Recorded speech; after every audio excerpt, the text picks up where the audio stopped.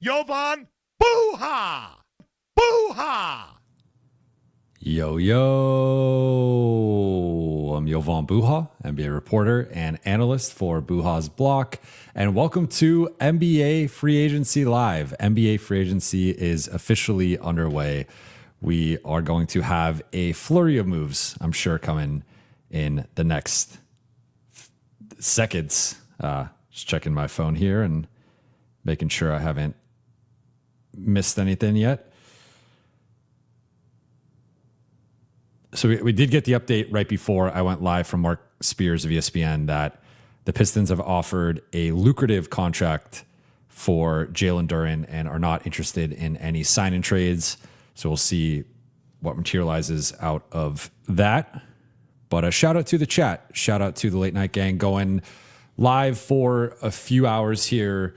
I am doing a BBC hit later and then also a CNN hit. So I will be having to wrap probably around 6 p.m. Pacific time. But we also got an update right before I went live that the cap is officially $164.961 million. So that does come in a little under the $165 million projection. Not much of a difference, about $40,000, but worth sharing that. Gorship asks, isn't the report from Mark J. Spears kind of strange way to word the news about Duren?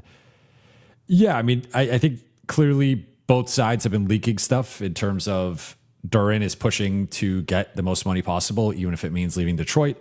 Detroit is saying we're not trading him under any circumstances. So they're trying to find whatever middle ground they can there. But Detroit is in the driver's seat here, obviously, where there's only one team that could offer him a cap sheet that would really make Detroit sweat at all, and that's the Lakers. And even if they offer him that cap sheet, their cap space would be tied up for upwards of a week, and then the Pistons could just end up re-signing him. So that's where the Pistons are still firmly in control of this entire situation. It's just a matter of if the number gets to a certain level, how would they feel about that? Now, Forgotten Athlete Pod, where you been at, Jovan? I'm assuming with the crying emoji, you're say this suggests that, I went live about the LeBron news, then went live for Lakers Collective, then have been prepping for this. Right now, nothing has happened yet. This is like typically we get, some of these meetings are lasting more than 30 seconds to a minute. It's impressive. Did Smart to Houston official yet? I assume it will be soon, if not already.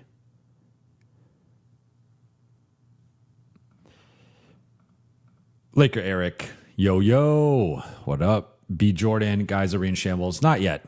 It's way too early for that. I just wanted to go live on here and rock with you guys because I did this last year and it was really fun. So want to react live to moves. I mean, something that happened right after I got off with Lakers Collective was the Kawhi trade, which I think is really interesting. I was surprised at the haul that the Clippers were still able to get in terms of getting 2 first-round picks for him. And we still don't have the clarity with the aspiration situation. So that is looming over all of this. But that does, to me, vault Toronto up a tier at least in the East, and you can make a case they're arguably the third best team in the East. I still would put New York as number one for me for the foreseeable future. We'll see. Like they kept Shamit, they kept Alvarado. Looks like they're probably going to lose Mitchell Robinson, but not 100% sure on that. And then I think a healthy Boston, I would still put number 2, but there's some uncertainty with that depending on what happens with Jaylen Brown. But you could say Toronto as high as number 3, I think. And then we also have the uncertainty with Detroit right now with Duren and what happens there. I think they would take a massive step back if they lose him, but I also think they would take a step back if they replaced him with Domantas Sabonis. Raven Timmerin, thank you for the super chat. Can you share your Twitter feed? Yeah. What's funny is this is actually live right now on Twitter, so it's almost like Inception where, yeah, let's do that. I will share my screen here. All right, let's see what's going on. Nothing has, I mean, honestly, it's probably better to just go with my notifications.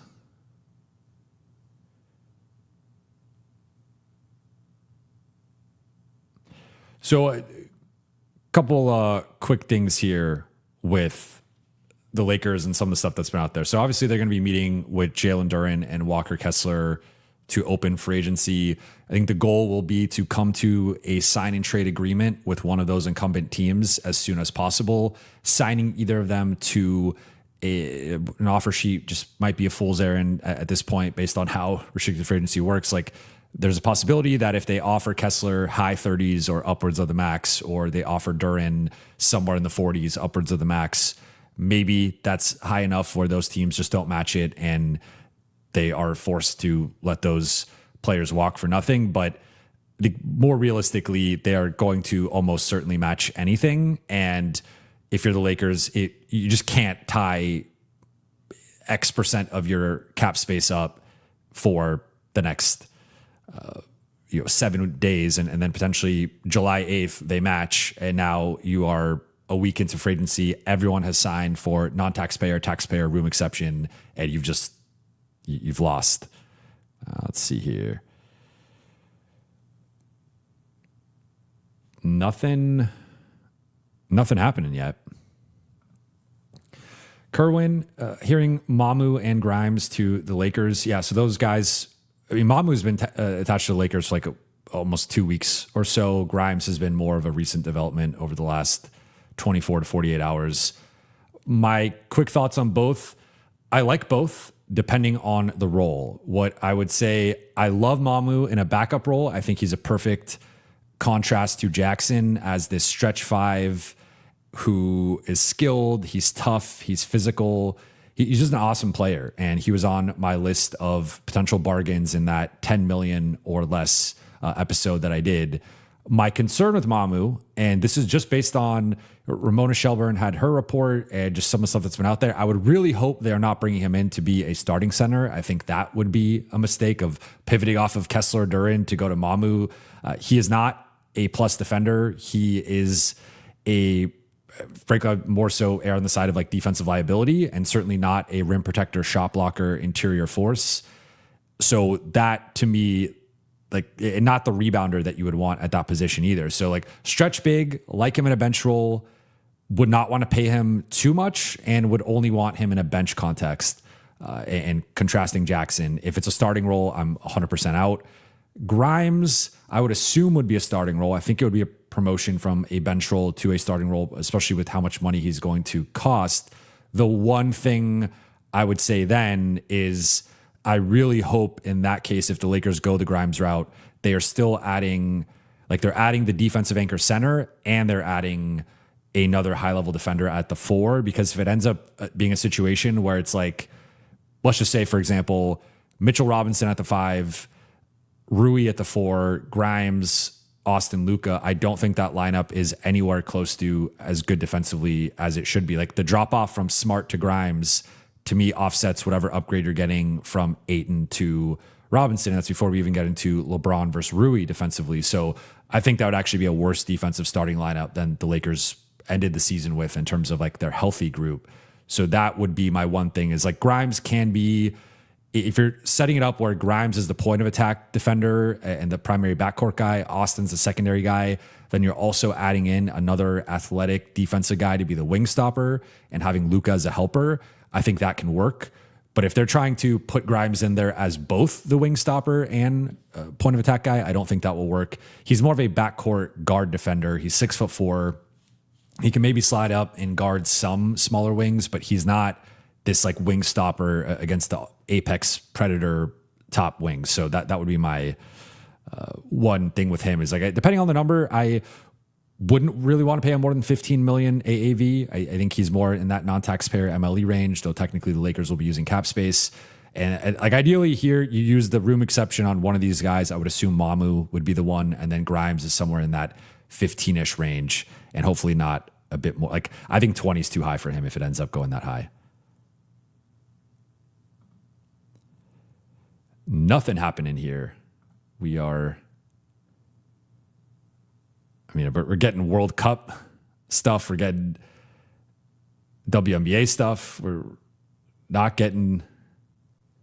I'm getting all soccer stuff. I don't know when this happened on my timeline.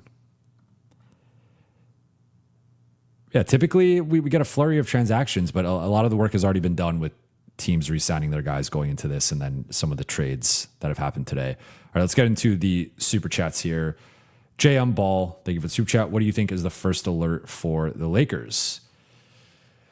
I went 1-for-1 with the Austin extension / re-signing. I don't know if I'm going to go 2 for 2 here.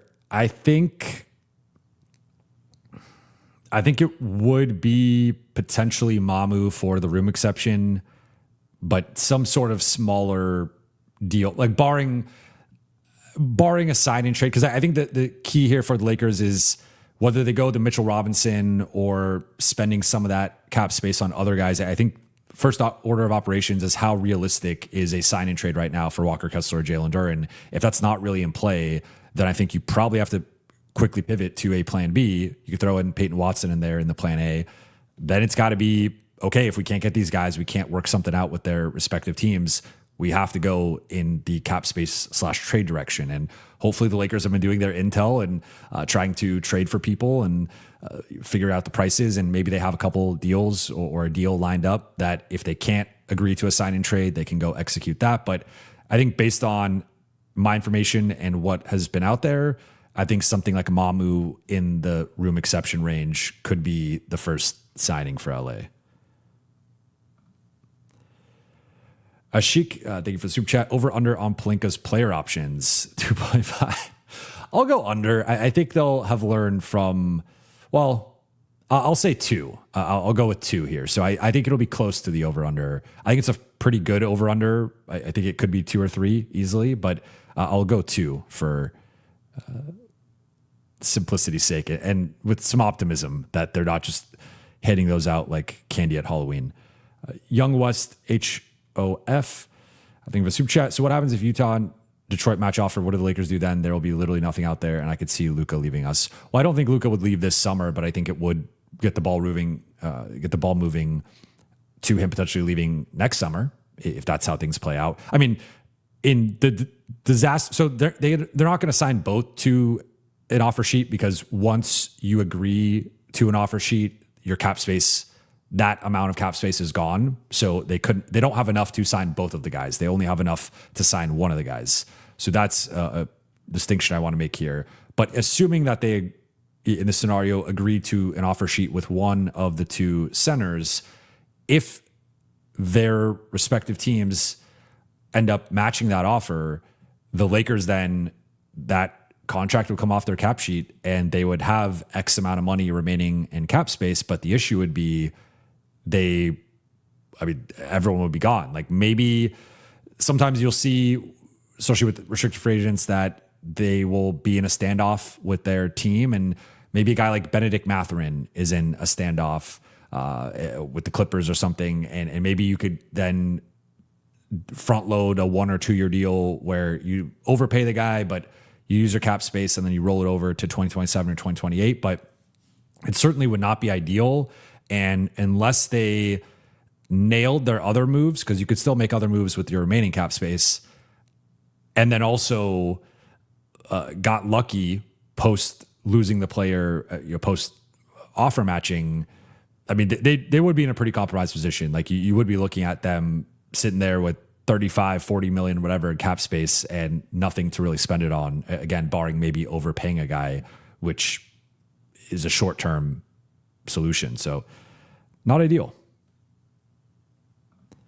BT Kingsley, thank you for the super chat. John Collins should be first move. He is safety, big, and power forward. I've talked about this starting yesterday, but through today, like I'm really high on John Collins and his potential fit. I think among all the power forward options, he's the one that checks the most boxes in terms of can also play the 5 in small ball looks, but can shoot at a certain level. Shot 41% on threes and 44% on corner threes this past season. Is a solid rebounder. Does have some utility defensively. I think more of a 4 or 5, but if you are in a switching scheme, could potentially even switch onto some threes. and plays with a certain amount of motor, has athleticism. And look, he's not a perfect player. There's a reason why I would assume his market is 20 million or less. He does have his flaws, and he hasn't quite materialized with what the original vision of him was. I'm sure some of you saw recently, there was a tweet with the Hawks put out, I think it was like 2018, where he's next to KD, and it's like former MVP and future MVP, right? Like that was the messaging put out by his original team. Like, this is a future MVP here. That's not how his game has materialized. But I also, what I really like is he does give the Lakers some optionality where, again, I would really hope it's not Mamu as the starting five, but if they end up trading for, say, Miles Turner, a Turner Collins 4-5 actually works, where Collins would then be, he's a rebounding upgrade compared to Turner. So still not the best rebounding 4-5 combo, but he would help protect some of Turner's limitations there. But then he could be the primary rim runner, pick and roll partner for Luka and Austin in a way that I just don't think Turner is capable of doing. So it does allow you to potentially add a stretch big, assuming that big can protect the rim and be a defensive anchor to the degree that a guy like Turner can. But then with the motor, the rebounding, the athleticism, the rim running, the pick and roll ability, that's where Collins comes in, and I think could be really useful. So, I mean, he could fit, because he can shoot, he can fit with that more traditional big. He could also fit as the more traditional big. So you get some utility there. And again, comparing him to guys like Rui, Kuminga, Tobias Harris, he's better defensively. He's better on the glass. I think he's more in the mold of what the Lakers need. And that would be my priority over those four overall. Woo-wee lovers, thank you for the super chat. They should make restricted free agency be right before free agency. I kind of agree with this. I think it's stupid the way that this is set up. Okay, we got no news yet. So still, let me know in the chat. Do you guys want me to still be going with the Twitter feed or wait until things start happening? But yeah, I agree with this. I think it would be, you do the draft before free agency and you know which positions you've addressed. I think there's also an argument to be made about doing free agency first, so you know where your roster is at. Then you can potentially draft off of that. But right now it's the inverse. You draft first, then you go into free agency. But it does feel like maybe some sort of period of like right after the draft. And it would also make for interesting content, interesting entertainment product with, if you go like draft into restricted free agency, and you can make, the teams can make their opening bids like right after the draft. And then that week leads into unrestricted free agency, where they have the more, like, you have a moratorium period, then you have the matching window, and the teams have to make a decision whether they want to match or not. And then that leads into unrestricted free agency, where at that point, everyone, like the RFAs would, I guess it would still be like a qualifying offer thing where you can attach the qualifying offer to make them an RFA. I don't want to say like anyone who's still a free agent automatically becomes an unrestricted free agent, because I think teams would never go for that. But it would be nice to have clarity on the restricted free agents going into free agency, and not being this current setup where it just feels like restricted free agents never move, and restricted free agency is dead. Restricted free agency is very limiting for the players, and it's like one of the rules that most favors the incumbent team. It basically gives them entire control over the situation. So I get the thinking of it, of you don't want to draft a player and then they immediately just leave a few years into their career. But, maybe there's a way in the future to make like a greater gap between what the incumbent team can pay and the restricted free agent team can pay. And that's something that the players union would probably fight, because they're like, well, we're leaving money on the table, but maybe just increases what the incumbent team can spend, maybe like rather than reducing what the prospective team can pay, but some sort of mechanism to increase that gap where you lose the matching rights, which would suck for certain teams, but you do get the opportunity to spend more, and then you'll figure it out later if you so choose. So I'm with you. I think they have to mix it up, because restricted free agency has basically died over the last 5 years. We've seen, I think the last offer sheet, and that ended up getting matched, if I'm not mistaken, was DeAndre Ayton with the Pacers. the last offer sheet that actually went through was Bogdanovic in 2020. And then we've had some sign and trade situations, but it pretty much is if you're a restricted free agent, you're going to resign. And if your team extends the qualifying offer, then it's on you. Do you take the qualifying offer, bet on yourself, go into unrestricted free agency the next summer, or do you resign on a shorter term deal? But if you're going to sign an offer sheet, more often than not, especially if you're a good player, the team is going to resign.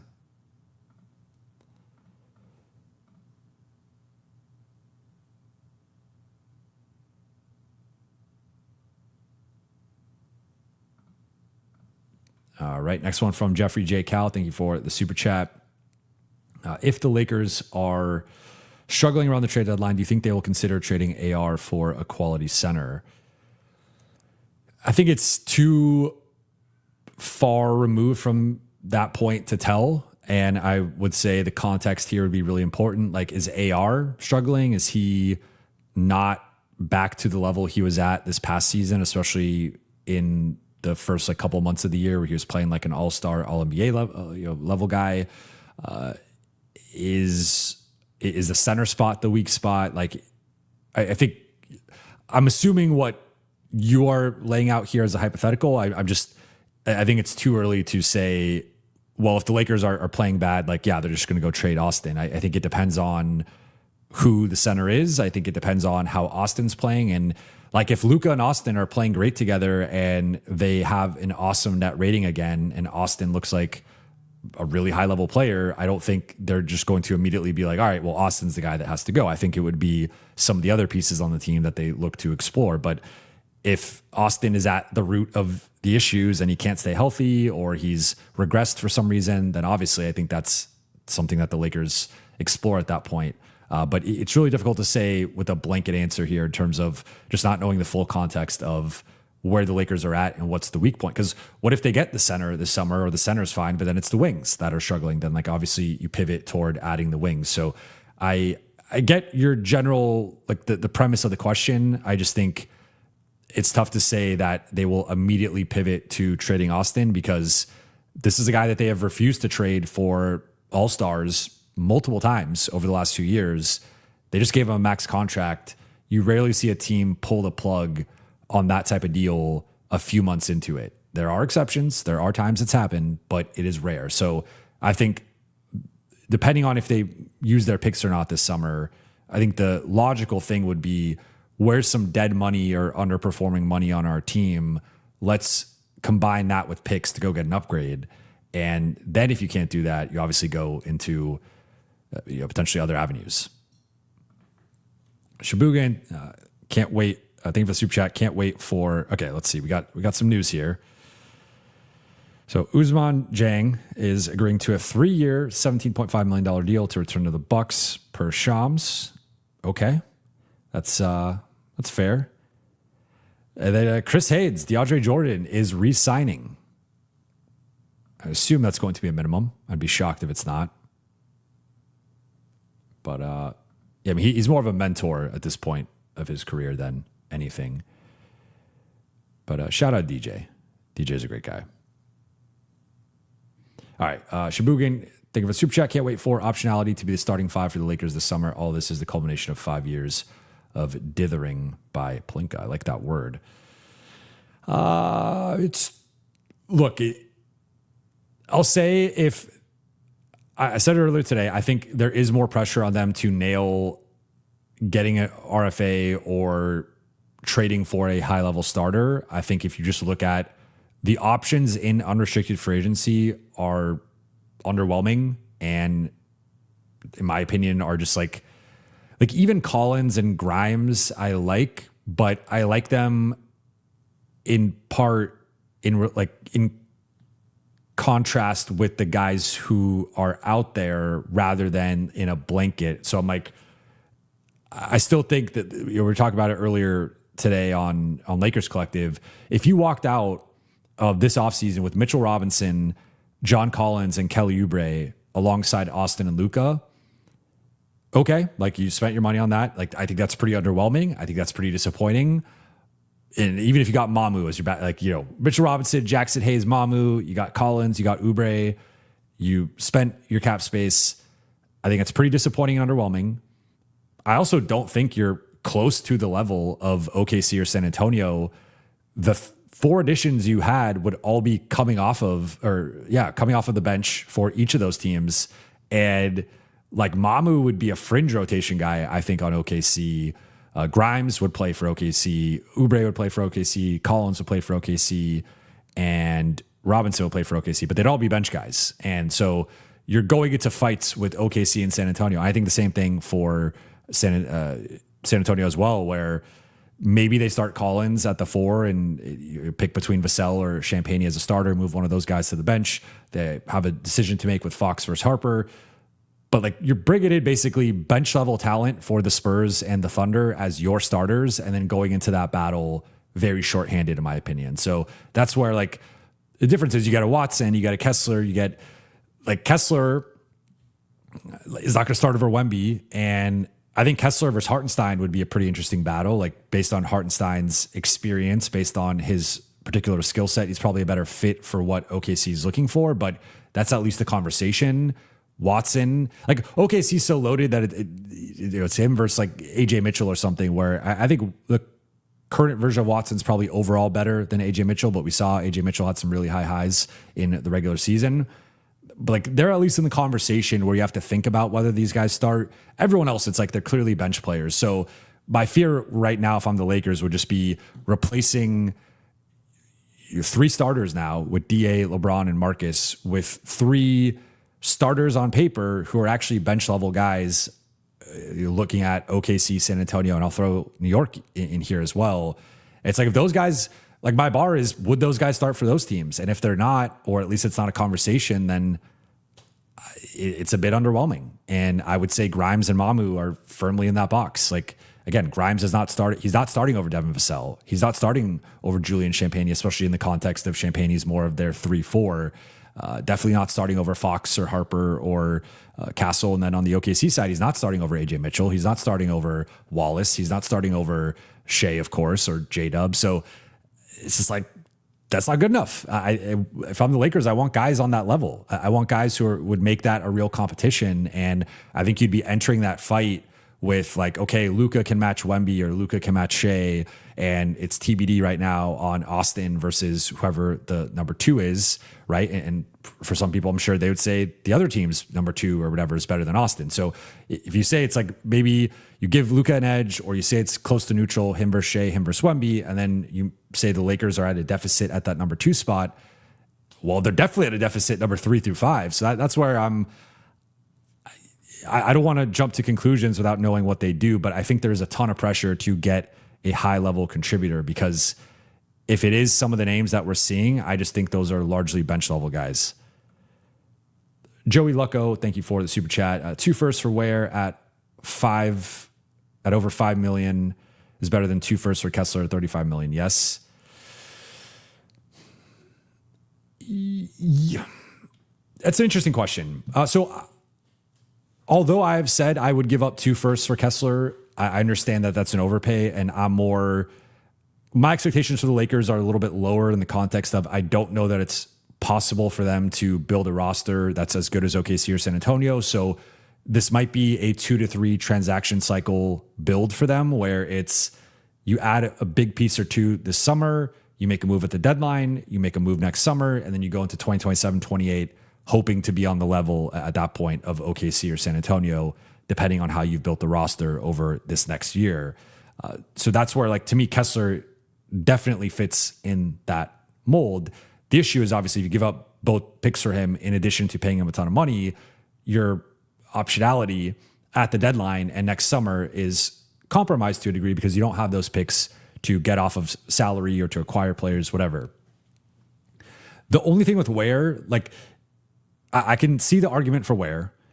I just think Kessler's far more proven and polished than Ware. Like, Ware's upside could be even higher than Kessler. I don't think he has the outright like defensive anchor, rim protector potential that Kessler has, even though his shot blocking is incredible. I think he's like his superpower to me defensively would be the overall combination of size, length, mobility, athleticism, and he can cover ground, he can switch, but he's also got the athleticism and length to protect the rim, block shots. I mentioned this several times. He had a game this season. It was against the Nets, albeit, but he had a 12 stock game. Like the list of players in the NBA who could combine for 12 stocks, which is steals and blocks in a game, it's a very short list. He had 7 blocks and 5 steals. Like that is absolutely absurd. And sure, it's the tanking Nets, but even then, like, why did anyone else drop 12 stocks against the tanking Nets this season, right? So it's just like, it's like Wemby and maybe a prolific thief that isn't coming to mind.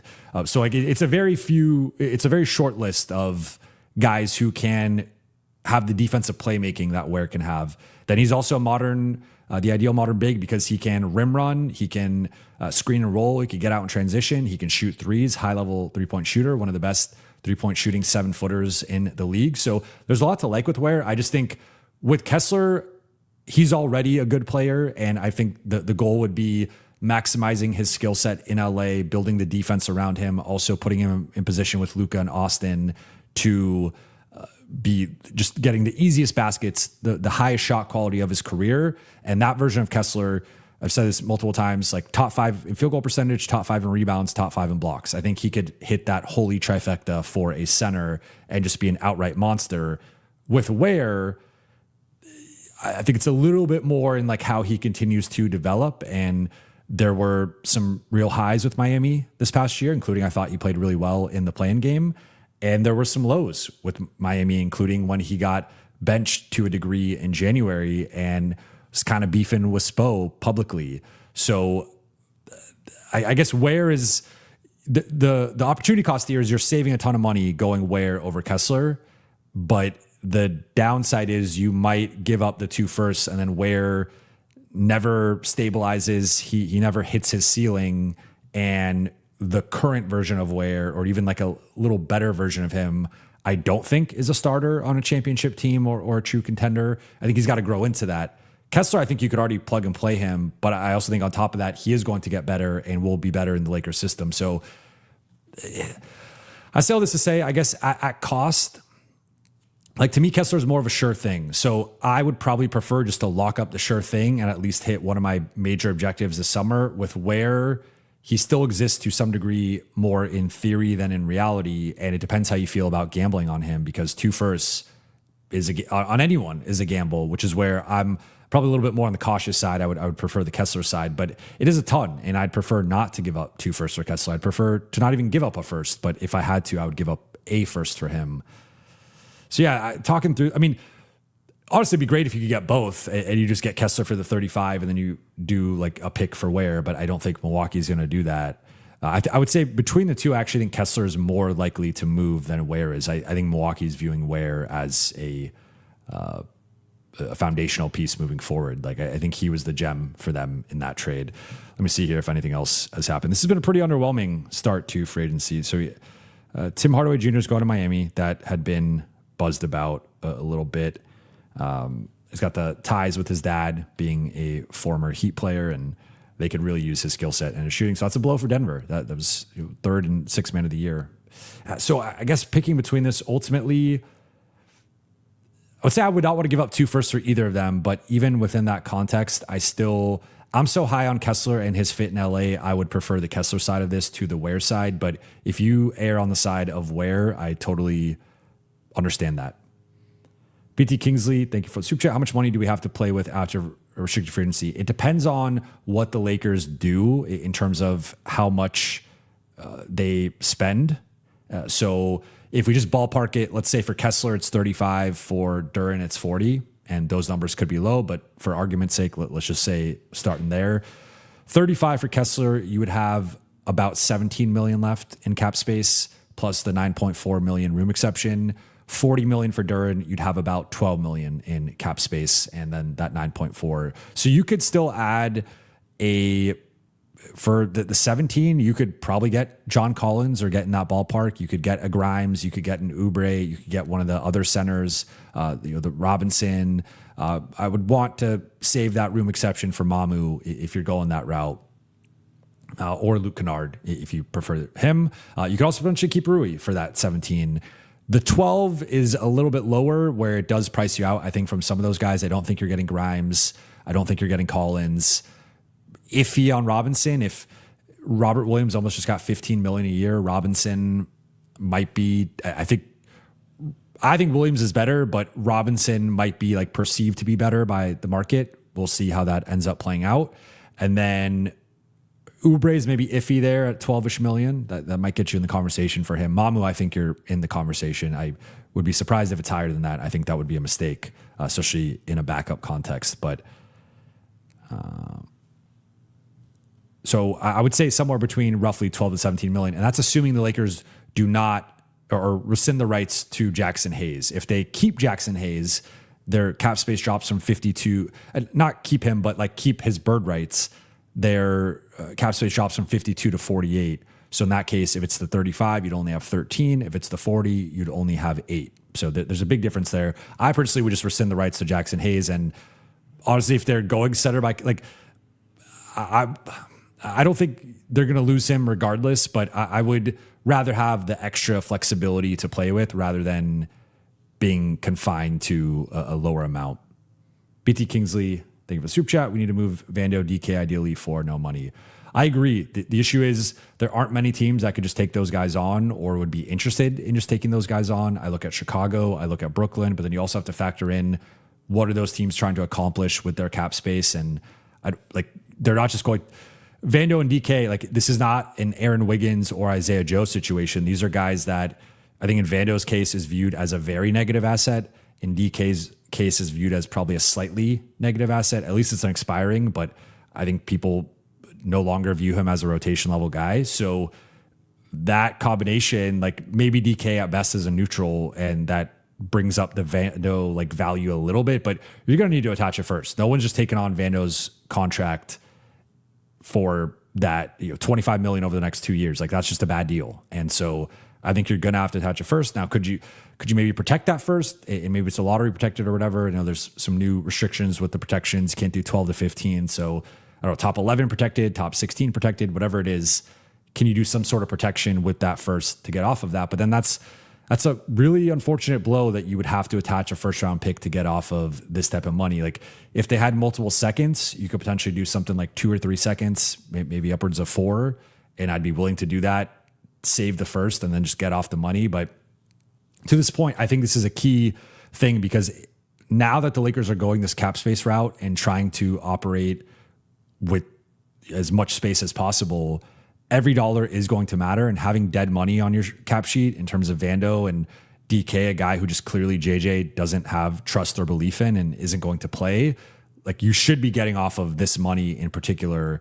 And if you could get off of the 16-ish or so combined, that to me, like you replace those guys with empty roster slots. So it's not exactly 16. I think it would be something like 2.7, 2.8 million sliced off the 16. So you're at, let's just say roughly 13 million in additional space. But if you get off of Jackson and his bird rights, you get off of these two guys and just dump them straight up, that gets you to 65 million or thereabouts. So that is something where you could still sign one of the RFAs to a monster $30 to $40 million contract and still have somewhere between 25 to 35 million left over. So you could still do another player or two if you have the offer sheet lined up and have a little bit more locked in if it falls through. But ideally, you're only signing the offer sheet if you have like the utmost confidence that you're going to be able to retain the player. It would be malpractice if they are just sort of blindly signing a contract and then hoping it pans out. Like I think you got to have high confidence, because if it falls through, it's an absolute disaster. Devin, thank you for the super chat. I do not see a question, but yeah, I see you follow up here. Could the Lakers realistically trade for Kessler in a sign-in trade and also sign Peyton Watson? Or if not Watson, is Trey Murphy still a possibility? Depends on the money here. Another option I didn't mention is getting off of DeAndre Ayton's $8 million. So if you got off of that, again, remember the empty roster charge would be taken off of that. It's about 1.35 or so million. That would potentially get you upwards of like almost 70, 71 million, somewhere in that neighborhood. So that's a ton of cap space. In that case, You could theoretically, depending on Kessler and Watson's final numbers, land both of them. That would almost certainly be all of your cap space between those two, but it's technically possible. In terms of Trey Murphy, he's making, I believe, $27 million going into next season. So you could fit Kessler and Murphy, depending on where, it really depends where Kessler's final number comes in. Is it low 30s? Is it mid 30s? Is it high 30s? Is it the max close to 41? Where's that number? And that, if it's, let's say 35 plus 27 from Murphy, that gets you to 62. So that'd be a scenario where you have to get off of, I think, the Vando contract to realistically make that work. If not, I think you don't have enough to do it. But Murphy, I had Murphy on my unrealistic wing targets list. I just think the asking price for him, they're asking for 4 firsts.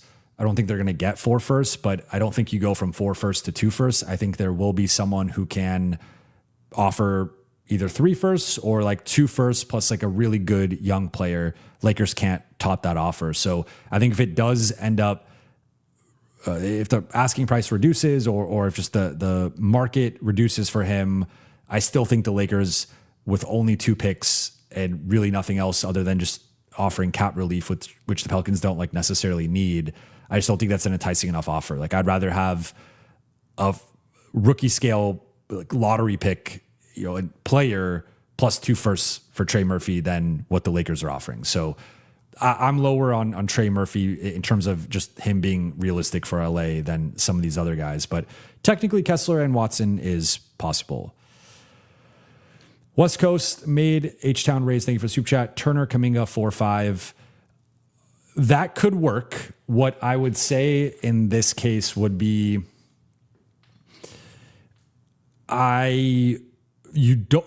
to me, there's a gap between Kuminga and Collins as that rim running lob threat. Kuminga is more of the ball stopper ISO guy rather than Collins. And I just don't think he's that high spamming pick and roll threat. So it would still be, I think, more Turner as the pick and roll guy. And I think he's a better lob threat and rim runner than I give him credit for, or than maybe the consensus gives him credit for, but it's still not his bread and butter. It's still not what he prefers to do. He's more of a pick and pop stretch 5. So I have some questions about the overall pick and roll game if these are your 2 4-5s. And then I just don't think it's good enough defensively. I think Kuminga has moments where he's good defensively, and he does have the athleticism and the length to switch across multiple positions. And looking at some of his matchup data, like he can guard almost 1 through 5 in terms of just the types of guys he's matching up with. But I don't think he's quite to the level you want. And then Turner probably is. I would say he's like the baseline level of what I want. I think he's even slipped a little bit the last couple of years, but I also think it's a little light on the rebounding because Turner's a bad rebounder. He's a good rebounder if you're looking at it like a wing. For a big man, he's a bad rebounder. And Kuminga is like a solid rebounder. So with Luka, maybe you get away with it, but I would then want, if it's like Grimes, like I think a key here is mapping out what this all looks like. So if it's Turner, Kuminga, Grimes, Austin, Luka, right? I don't think you're good enough defensively. I don't think Kuminga and Grimes are good enough defensively as your like defenders on the perimeter. Turner, fine as a defensive anchor. Like I think it's acceptable, solid. You're not that good on the glass. You're not that good defensively, and you also don't have a rim runner. So that's where I start to be like, it looks nice on paper, and people will talk themselves into, oh, Grimes is a sleeper. He's going to pop as a starter. Kuminga just needs the opportunity, this and that. Oh, Turner, he was cast away in Milwaukee. He just needs to be in a winning situation. Like, sure, you could make all those points. I just think if we look at basketball fit, if we look at skill set around Luka and Austin, specifically what Luka and Austin need, I like the shooting from Turner and Grimes. I like that Grimes can be a second side creator and an attacker, more so for himself, but just can handle the ball and brings a certain level of offensive firepower. I think he's a solid defender, but he's not a great defender. He's not a lockdown defender. He's not the guy you want as your primary stopper, and neither is Kuminga. So that's where I think Kuminga and Grimes, to me, are more offensive-minded players who can be effective defenders if they're not like the primary guy. But if you're asking one of those guys to be the primary perimeter defender, I think that's a mistake and just not good enough, especially for an Austin Luka team. Like if if you have a certain amount of defensive talent, that's okay. But if we're using the New York model, like Turner's better than Cat defensively, right? But if you're going like Kuminga and Grimes versus like OG and Bridges or OG and Hart, it's not close. Like there's a massive gap there defensively between those two cores and trying to protect the stars defensively. So I don't think that would be good enough in my opinion. Lacey, let me make sure I'm not missing anything here. So we got a Chris Haynes update on LeBron. He'll be patient, open-minded. So similar to the messaging that went to Dave McMenamin and ESPN. Lacey, Lachai, I don't know. I'm sorry. What's your gut feeling now? Wiggins, Robert Williams, Smart, LeBron, Dort, Hart, all off the board. We need Rui and Watson, Walker, Duren seems like a stretch. Well, I don't know if the Lakers are going to prioritize Rui. We'll see, because that's one of the, I think, underplayed storylines up to this point. They did not agree to terms with Rui. He was extension eligible. They could have just agreed to terms going into free agency, but he was also extension eligible, and they could have prevented him from even being a free agent in general. Like technically, you can agree to terms, but then like free agency starts, they're technically a free agent. Then you have to formalize everything. It's more of a formality at that point. But you could have extended him before free agency and just had him locked up. You chose not to. So my assumption would be they're looking at the defensive and rebounding fit of Rui and evaluate. I think they're taking a cold, hard look at everything right now and being pretty ruthless with their evaluations, including the fact that they just decided to move on from LeBron. And it was a mutual decision, but I think the Lakers were also comfortable with it from their side. So I think they're probably looking at Rui and like, there's some context where Rui can start. And I don't know if the Lakers are that context, because they have Austin and Luka and they need defense and motor and rebounding, and Rui just doesn't check those boxes. So I wonder if they're viewing Rui more as a high level bench piece on this roster. And that might not, like he might be looking for either more money or a starting role. And I don't know if they can promise more money, but they might not be promising a starting role. And they also, I think, are looking at trying to get some of these RFAs. And then I would assume some of these other guys like Grimes or whatever are maybe more of a priority for them than Rui. So yeah, they're in an interesting spot where we should have a better sense in the next few hours where they're at with the RFAs and if they're actually going to pursue that route. I don't think this is necessarily going to be a situation that goes into multiple days of like day 3. We still don't know if they're going to sign an offer sheet. Like it feels like right now is the negotiation window with Denver, with Utah, with Detroit. Can you find some common ground? Can you structure a sign and trade? If not, you have to pivot hard and pivot fast and then go pursue other guys. But yeah, it's going to be interesting. I do think, in general, the RFA proposition has always been a stretch. I've never felt like it was likely that they land one of these guys. I think they will do something that wins the press conference, is the headliner, makes you feel good about an addition, whether that's an RFA, whether that's trading for someone. So far, none of the names in free agency, I feel like qualify for that. And really, that's just the downside of the current free agent market is like, you're not winning the press conference with Quentin Grimes. You're not winning the press conference with Mamu. You're not winning the press conference with John Collins. You're not winning the press conference with Mitchell Robinson. So I think they do need to aspire higher than that level. But if they, again, I think we'll have a better sense here in the coming hours. Let me just catch up here. Nothing. We had an NBA Cup update that the championship will be at Butler's Hinkle Fieldhouse on December 11th. Nice. Shout out to Josh Lloyd, who's spending a lot of real estate on. All right, here we go. We'll keep this up for the time being. Your boy Rich, thank you for the super chat. What do you think is Bronny's max upside this season? 75% Kason Wallace would be a huge bonus. Also, a Carr, Watson, and Luka lineup would be dynamic. I think it's hard to say max upside. And I also wonder, to be completely honest, like I haven't gotten great clarity on this yet, but I do wonder what Bronny's future is with the Lakers, just in terms of, I don't think they're a package deal necessarily, but clearly an appeal for LeBron was playing with Bronny. And that is why this situation played out the way it did up to this point. With LeBron potentially gone, I could see Bronny, maybe the Lakers facilitate something to send Bronny to that destination, or maybe they just retain him. Like, they had a decision to make and they guaranteed his contract. They did not end up waiving him. It would have been $1.2 million guaranteed on their books had they waived him. So that's its own question of where Bronny is and how he fits into all this long term.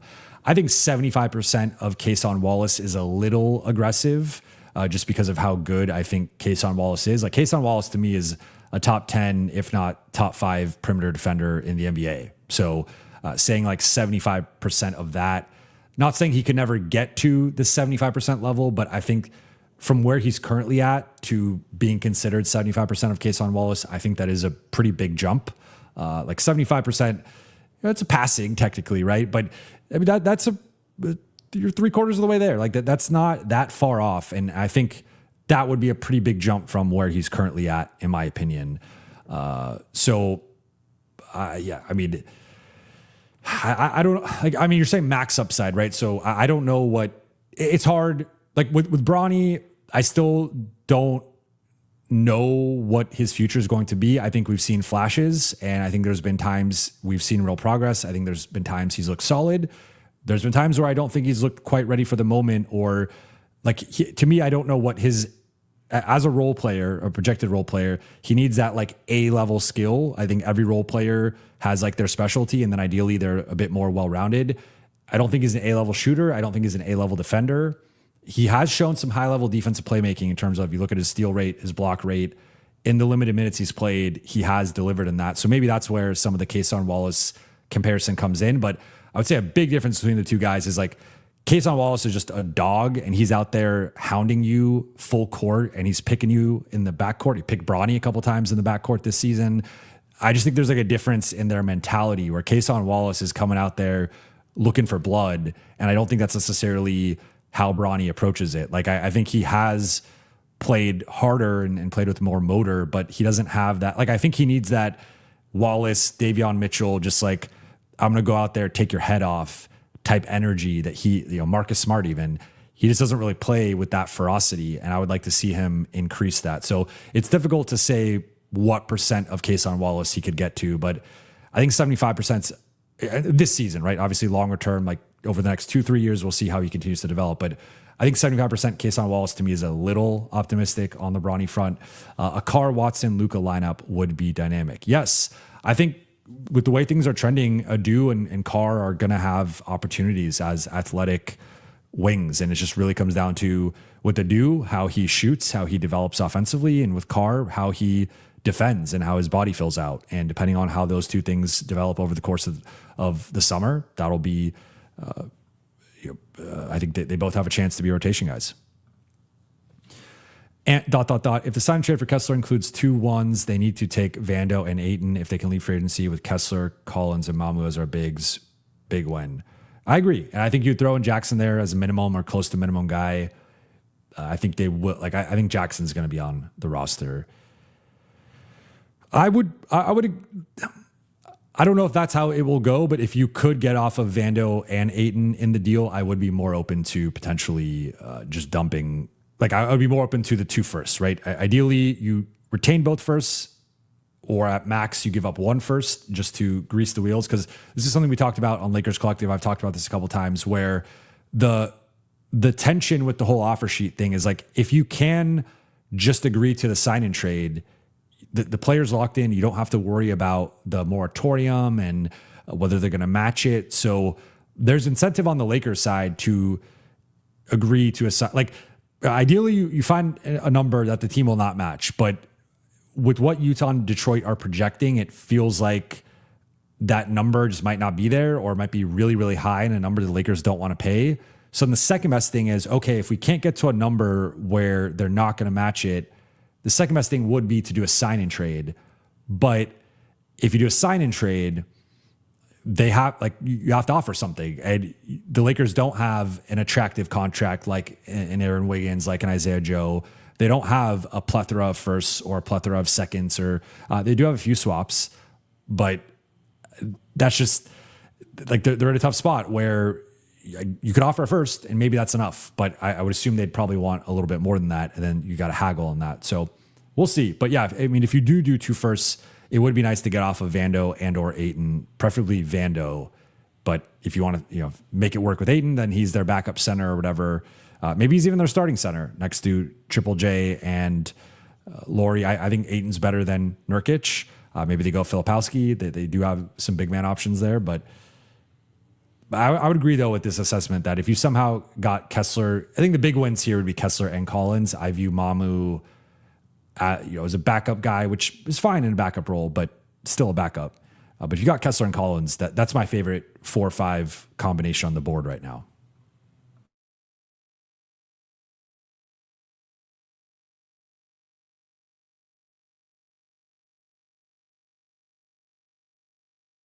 Is he a real one? Veda Real MC. Thank you for the super chat. I'm late. Are you ready to discuss Kessler at the airport? Yeah, we have not discussed this yet. And I thought it was revealing that, Walker Kessler basically was like, he was talking about being a Laker. And I think what I will say in his defense, if it's maybe not all it seemed to be, right? Because I think for Walker Kessler, I don't know off the top of my head, but I would assume there's not been many paparazzi situations with Walker Kessler. And some guys are just more laid back, more chill, more passive, where they're not really going to get into it with the media, be combative with them. And they're asking you these questions. And like, especially the LeBron question, when he asked about LeBron, like he went immediately to how great LeBron is. And that read off to me as like, I don't want to say the wrong thing here. I don't want to come off at all as like potentially disrespecting LeBron.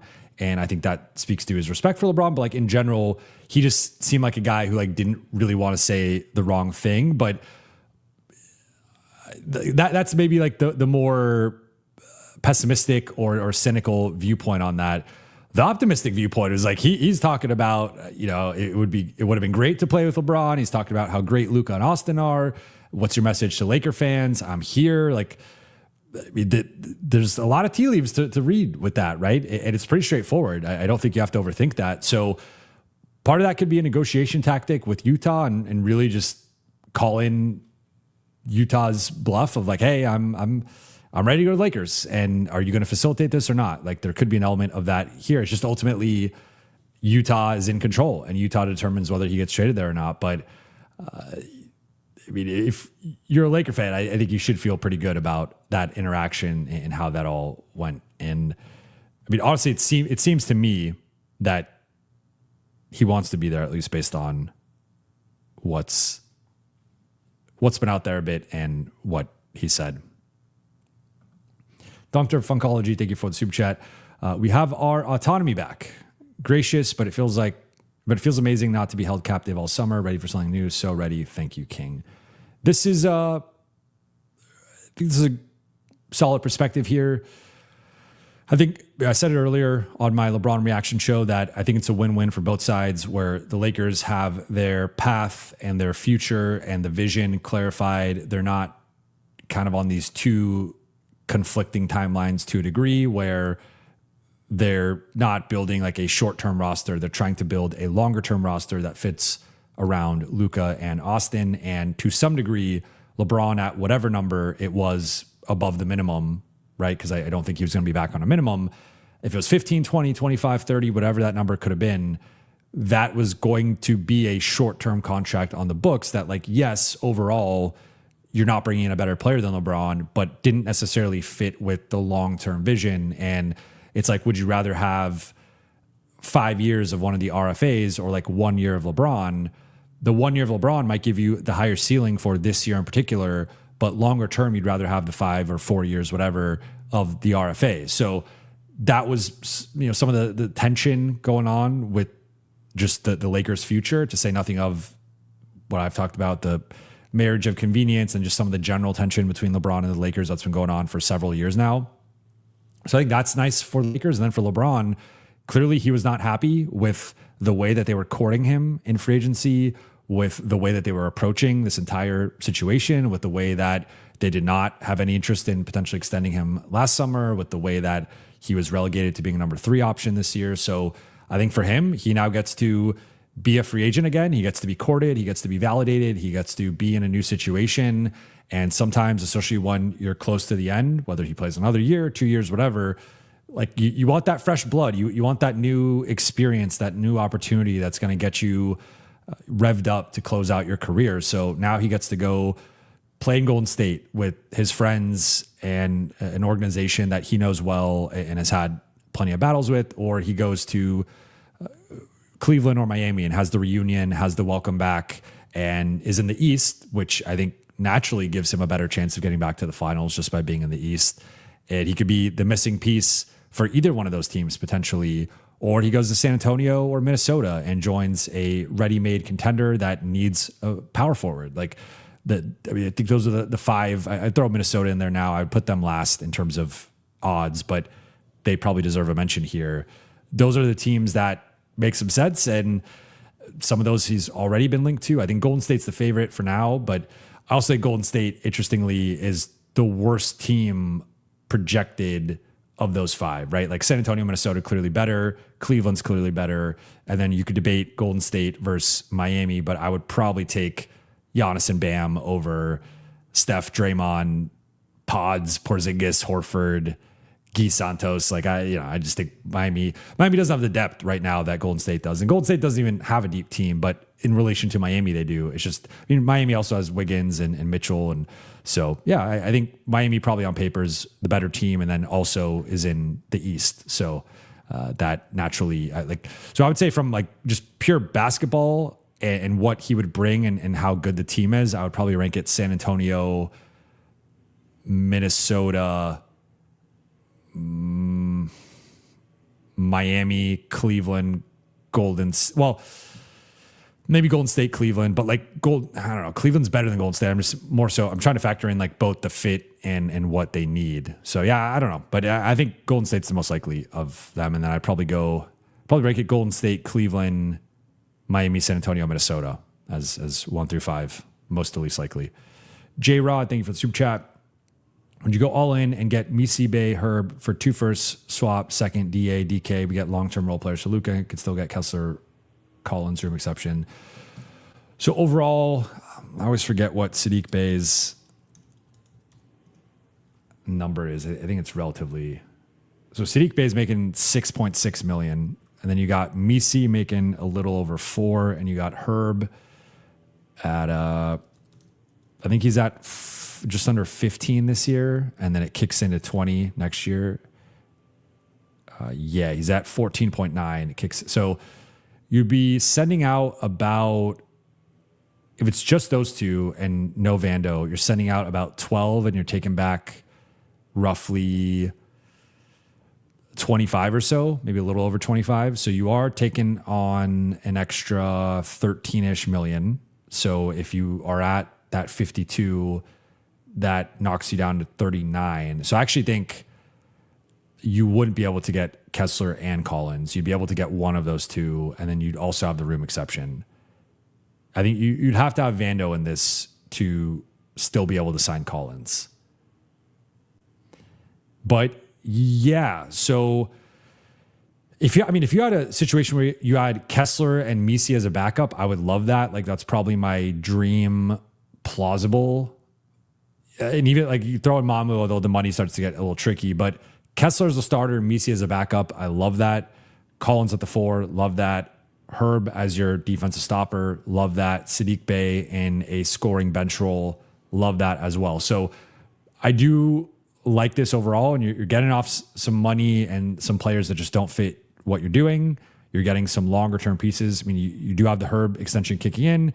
You have to figure out the contract stuff with Misi and Bey, and then you got to figure out the rest of what you do with your cap space if it's Kessler or someone else, and you still have the room exception. But yeah, I mean, if you went to next year somehow with Kessler, like let's just say for argument's sake, Kessler, Collins, Herb Jones, Austin, Luka, I think that's as close to a realistically perfect starting group. Jones is the one guy who like defenses will ignore, but I mean, Kessler started to show, it depends how Kessler's 3-point shot develops, but like I think Jones will be a better shooter than he's been in New Orleans. I think he's going to get better shot quality than he got in New Orleans. He's an elite perimeter defender. You have Collins, who's like your weaker forward, but I think he's fine. I think he's above average. And you have Kessler as your defensive anchor. Like that's as realistic as an upgrade as it. Like Collins is a better, in my opinion, defender and rebounder than both LeBron and Rui in their current forms. And so you're upgrading the defensive glass with Kessler and Collins. You're upgrading the overall defense with Kessler and Herb, and then Collins as like that secondary guy and trying to protect. Like Herb's guarding the best 1 through 3 guy. Collins is guarding the best 4. Kessler's guarding the best 5. And you have your positions locked in. Then your bench in this scenario would be some combination of Bay, Misi, whatever you get for that room exception, Jake, I guess, and then you have the upside with Carr and Adu to potentially pop and be a rotation guy. So yeah, and you got a couple of minimum slots. So yeah, I like that. Now, 2 firsts is a lot, but I think Misi is arguably worth a first. I think Herb is worth a first, and you're getting off of some money here. So it's a steep price, but if you still had Kessler in place, we're confident you're getting Kessler, and this just helped fill in the roster around Kessler, I would be cool with that. Although I do think it's a bit of an overpay. Like I would prefer Vando be in this deal than even DA. But I don't know if they would do that. Logical Laker fan, thank you for the super chat. Are we low on Luka's ability to elevate teammates? One could argue 24, PJ, DJJ, Gafford, Lively wouldn't start on OKC, New York, or San Antonio either. #logical. That's fair. I mean, I would also argue that there's to this point, that's like, I agree with what you're saying. That's also why that group didn't win the title. Like I agree with 2 things here. So did Luka elevate these guys and make them all look better? Yes. If you look at, I think all of them, with the exception of maybe DJJ, they have all fallen off post Luka, right? And DJJ just went to a different situation with the Clippers and, still been on a solid team. But PJ, Gafford, and Lively have all not been the same players post Luka or even like post 2 years ago. And part of that's been injuries. Part of that's been not having a point guard. There's several reasons why that has played out, but like totally agree with you. Agree with the ability to elevate teammates. The big difference I would say with these guys and some of the guys that are out there is I just think these guys are better defensively. Like I just did my wing targets list and I had PJ Washington and DJJ both above Quentin Grimes because they're both better defenders than Quentin Grimes. PJ is more of a forward / even small ball 5 defender. He primarily guards 3 through 5. DJJ is 1 through 3 and even some 4s if it's a smaller 4. So the difference there is like they are just straight up better ISO defenders. Better. I think the area Grimes has on them is maybe screen navigation and like a chaser role, but those are like DJJ is an elite point of attack defender. PJ is an elite wing stopper, like bigger forward defender. Grimes is a solid backcourt defender. I just think there's a difference there positionally. Like Collins is not on the level of these guys. Oubre, I think you could argue is a notch below. I think he's in between Grimes and these 2 guys, but these 2 guys rate out as 2 of the better and more versatile perimeter defenders in the entire league. And PJ with a certain amount of defensive playmaking and defensive rebounding, DJJ with his defensive playmaking. Like I just think, and then you also look at Gafford and Lively. Like if we're comparing them to Kessler, that's one thing, but if you're comparing them to Mamu or you're comparing them to Mitchell Robinson, like it's just, like Mitchell Robinson is the okay, he's similar level to Gafford or Lively, maybe in like that version, but he's also just so limited physically with his ability to stay healthy and play a certain amount of minutes. So I think the key here that I would push back on would just be those guys had a certain amount of athleticism and length, and for whatever reason, I don't know if it's Luka, I don't know if it's Jason Kidd, combination, like they were able to get everyone locked in, focused, and achieving in kind of like you're being greater than some of their parts, but also bought in defensively in a way that maybe you could get similar results from some of the guys we're talking about, but I just think like PJ Washington is just a better defender than John Collins. DJJ is just a better defender than Grimes. I don't think you can maybe get them to punch above their weight, but you're not getting them to, I think, become someone that they're not necessarily, if that makes sense. The other thing here would be, like, even to this point, though, that Dallas team lost to Boston. And I think they would have lost to probably all three of these teams in the finals if they were playing one of these three teams in the finals. So, like, even with that logic, for as good as this Dallas team was, and as much as they are like the model for what you want to do around Luka, it still wasn't good enough to win a championship. And so if you are like, I think you can take the archetypes and focus on the archetypes in building out a Luka roster. But I would also argue that they're not even really doing that based, like Mamu's not the Gafford Lively archetype. Grimes, I would not say is the PJ Washington, DJJ archetype. He's just a different player. So I think I get what you're saying, and I do think Luka elevates, and that's like, I've been baking that in when I talk about Walker Kessler. There's a reason why I'm talking about he's going to be a monster in LA, because I think Luka is going to unlock a different version of him offensively. And Herb Jones, the reason I'm higher on him than most is because I think Luka is going to create a certain amount of shot quality for him. But Herb Jones is in that Derrick Jones Jr. mold. He's in that PJ mold of like the elite defender who has some flaws, has some warts, but I think in a winning situation can elevate. Quentin Grimes is I'm just a bit lower on him. I think he's more of a microwave scorer who's like probably best in like a bench role as a six man, or if he's your starter, he needs to be like your second or third guy defensively, not your first guy. And the Lakers are probably building a roster. If they do move forward with him and sign him and he ends up being the starting 2-3, you're probably in a situation where he's your primary stopper. And I think that would be a mistake. So I'm with you to a degree, but I would also argue that that group was not good enough in part because of some of the limitations with the supporting cast. And like, I think the goal would be to build a better version of that, not try to just copy it with like worse players, which is potentially the way I see this playing out depending on who they add.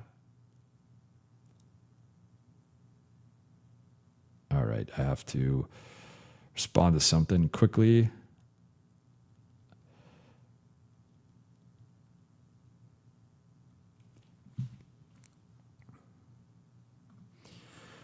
All right, next one from Tyree Pringle. Thank you for the super chat. Think they go after Kuminga. Yes, I think there's a lot of moving parts here, though. I think I'll say this. I think he's someone that they're interested in. I think they're moving, but he's not on the Kessler level. He's not on the Duren level. He's not on the Watson level. He's not on the Eason level. So I think he's more of a lower tier priority for them, depending on if they pivot out of the restricted free agents. And then, you see how the cap space lines up with Grimes and Mamu and Robinson and Collins and some of these guys.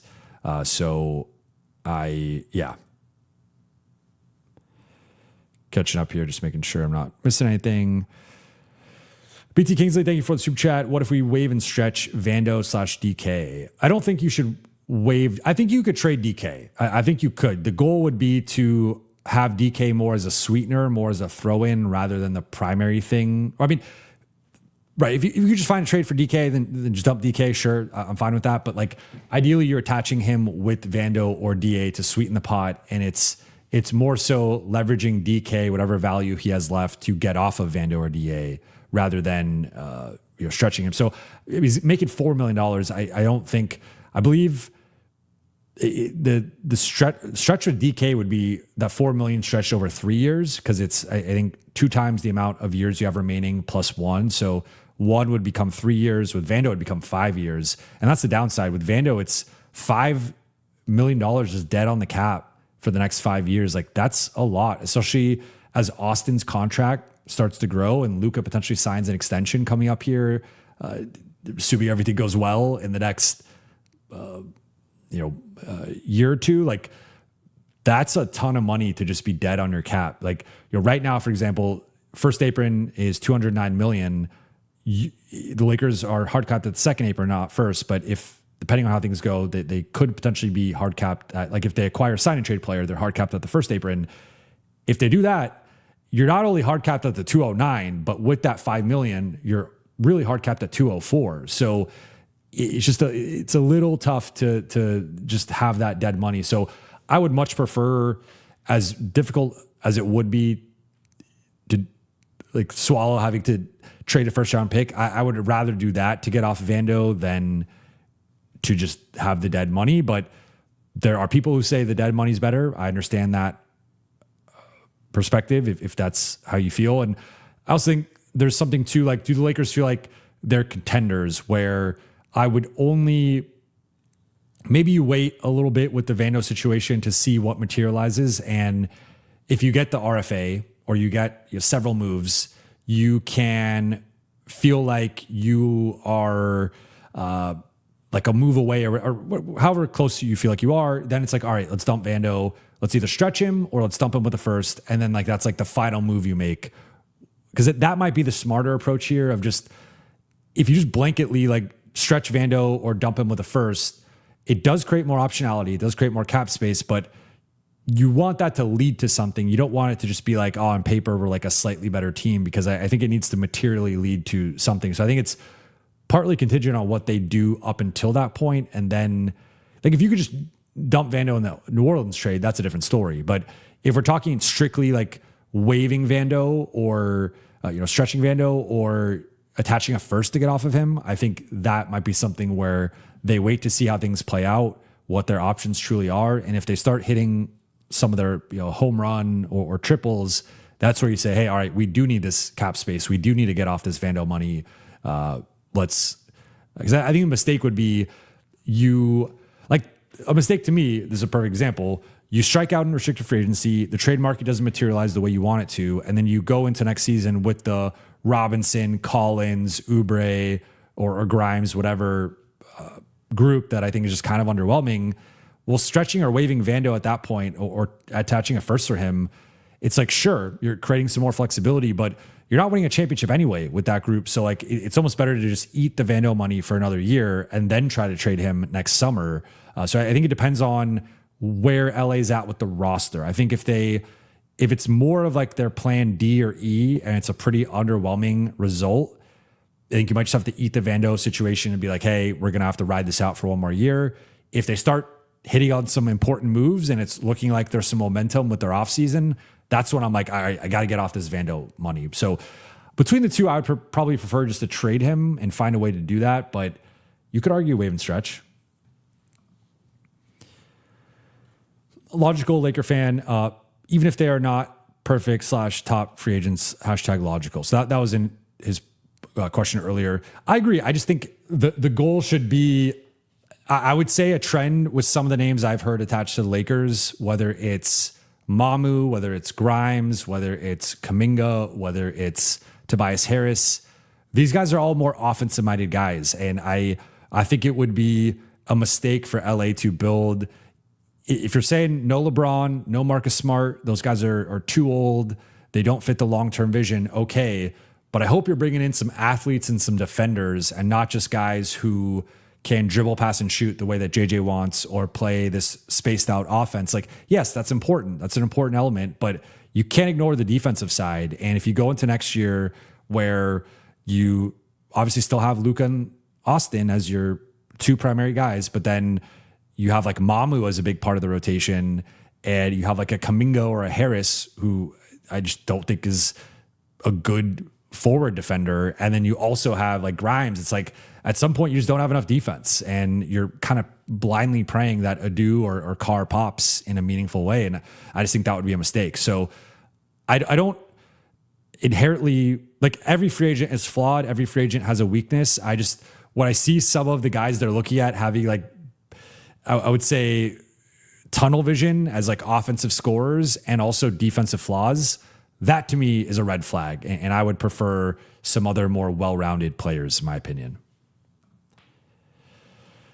Trebla, thank you for the super chat. Robert Williams re-signed with Portland. Pelinka has no plan B. New owners need to clean house. I think Mitchell Robinson was always more in play with the Lakers than Robert Williams was. I didn't agree with that plan, but that, to my understanding, has been more like, I think it's kind of between the Lakers and the Nets, depending on who's willing to pay more and how the market materializes for Robinson. And obviously, if they get Kessler, I don't think they're going to spend on Robinson, but I think he's more the backup plan. If they don't get the Kessler, they don't get the Duren, or they don't trade for somebody. So I would say Robert Williams was more of a maybe plan C or D for the Lakers. And I think Robinson is also a plan C or D. Viper K8B, thank you for the super chat. JB, 2 firsts and a cap space. For JB, 2 firsts and cap space. Does Boston do that? Price coming. I don't see a follow-up here. I do not think that is enough for Jaylen Brown, and I think they would be outbid for Jaylen Brown. Like, if you're Boston, I think your objective with all this is to remain as competitive as possible and ideally remain at least like an Eastern Conference contender with a puncher's chance.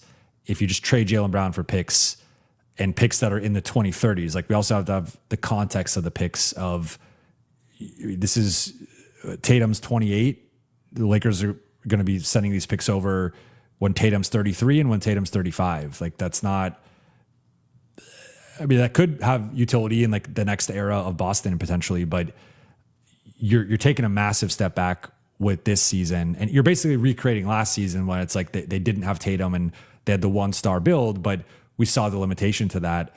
And so I don't think Boston would do that. Like I think New Orleans could offer Trey Murphy and a pick or two, and I think that easily tops what the Lakers are offering. Hartford Justin, thank you for the super chat. You think Rob and Ainge are screaming at each other as we speak? LOL, love the show. Thank you so much. I really appreciate that.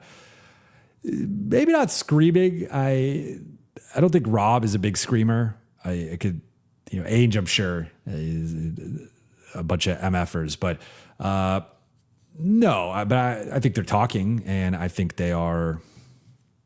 Let me check my phone here.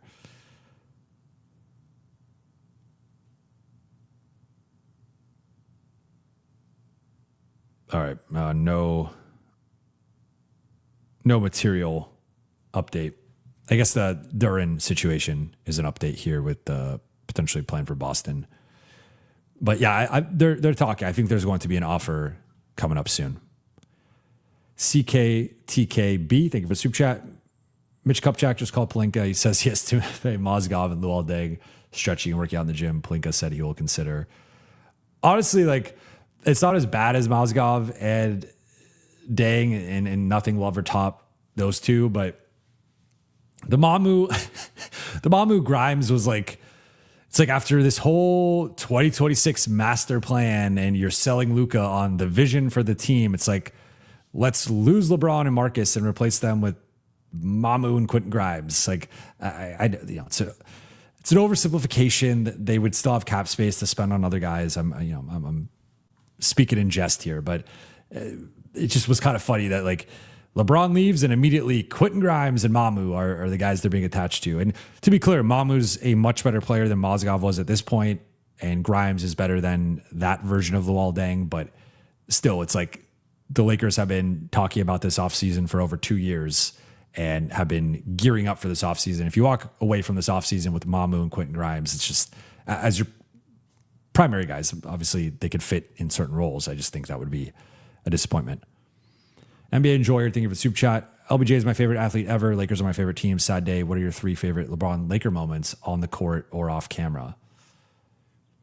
Well, there's one I can't share that is an off camera one, but I will say one thing I can say about LeBron is he's a bit of a conspiracy theorist with certain things. And there was one conspiracy theory that he had his logic, and some of the argument made some sense. And I would say it's a relatively popular conspiracy theory. So it's not one that is, out of left field necessarily, but it was funny to hear him break it down and the logic behind it. And it's not something I feel comfortable sharing, but I think he might've even talked about it once publicly, if I'm not mistaken, but I just, I don't want to go down that road, but that would, cause we had like, this was after a random game, like 2 or 3 years ago. We had like literally a 1-hour conversation, myself and a few of the other beat people with LeBron. And we were just going back and forth, talking different conspiracies, it was an NBA related conspiracy, we'll say, different things. And like, that was just one of my core LeBron memories from covering him. In terms of, I got to go back to the bubble and just how great he was in the bubble, and especially that Miami series, and carrying the Lakers at times. And, it was, of course, him and AD, and they had a great overall team, and especially on the defensive side. But just how that whole bubble experience and LeBron being as dominant and as great as he was during it is the first thing that comes to mind. I would also say then, like, the play-in matchup with the Warriors, where it was the famous one where he gets poked in the eye and then said he saw 3 rims and just shot at the one in the middle. That was another one that comes to mind. I was at the Solomon Hill game, so that one also comes. That's more of a negative one, but that was kind of a sliding doors moment for that Lakers era for LeBron. Like, I think for as athletic as he still is, I don't know if he's quite ever been back to being the same player physically or athletically as he was pre-Solomon Hill. And again, he's still one of the best athletes in the league, which just speaks to how much of a once in a generation athlete he is. But I think the Solomon Hill situation was like a sliding doors moment. Him passing, I've talked about this before, but him passing Kareem for the all-time leading scorer. Remember, they had the stoppage in the game. They brought the beat writers on the court. So that was a really cool experience where they immediately ushered us onto the court.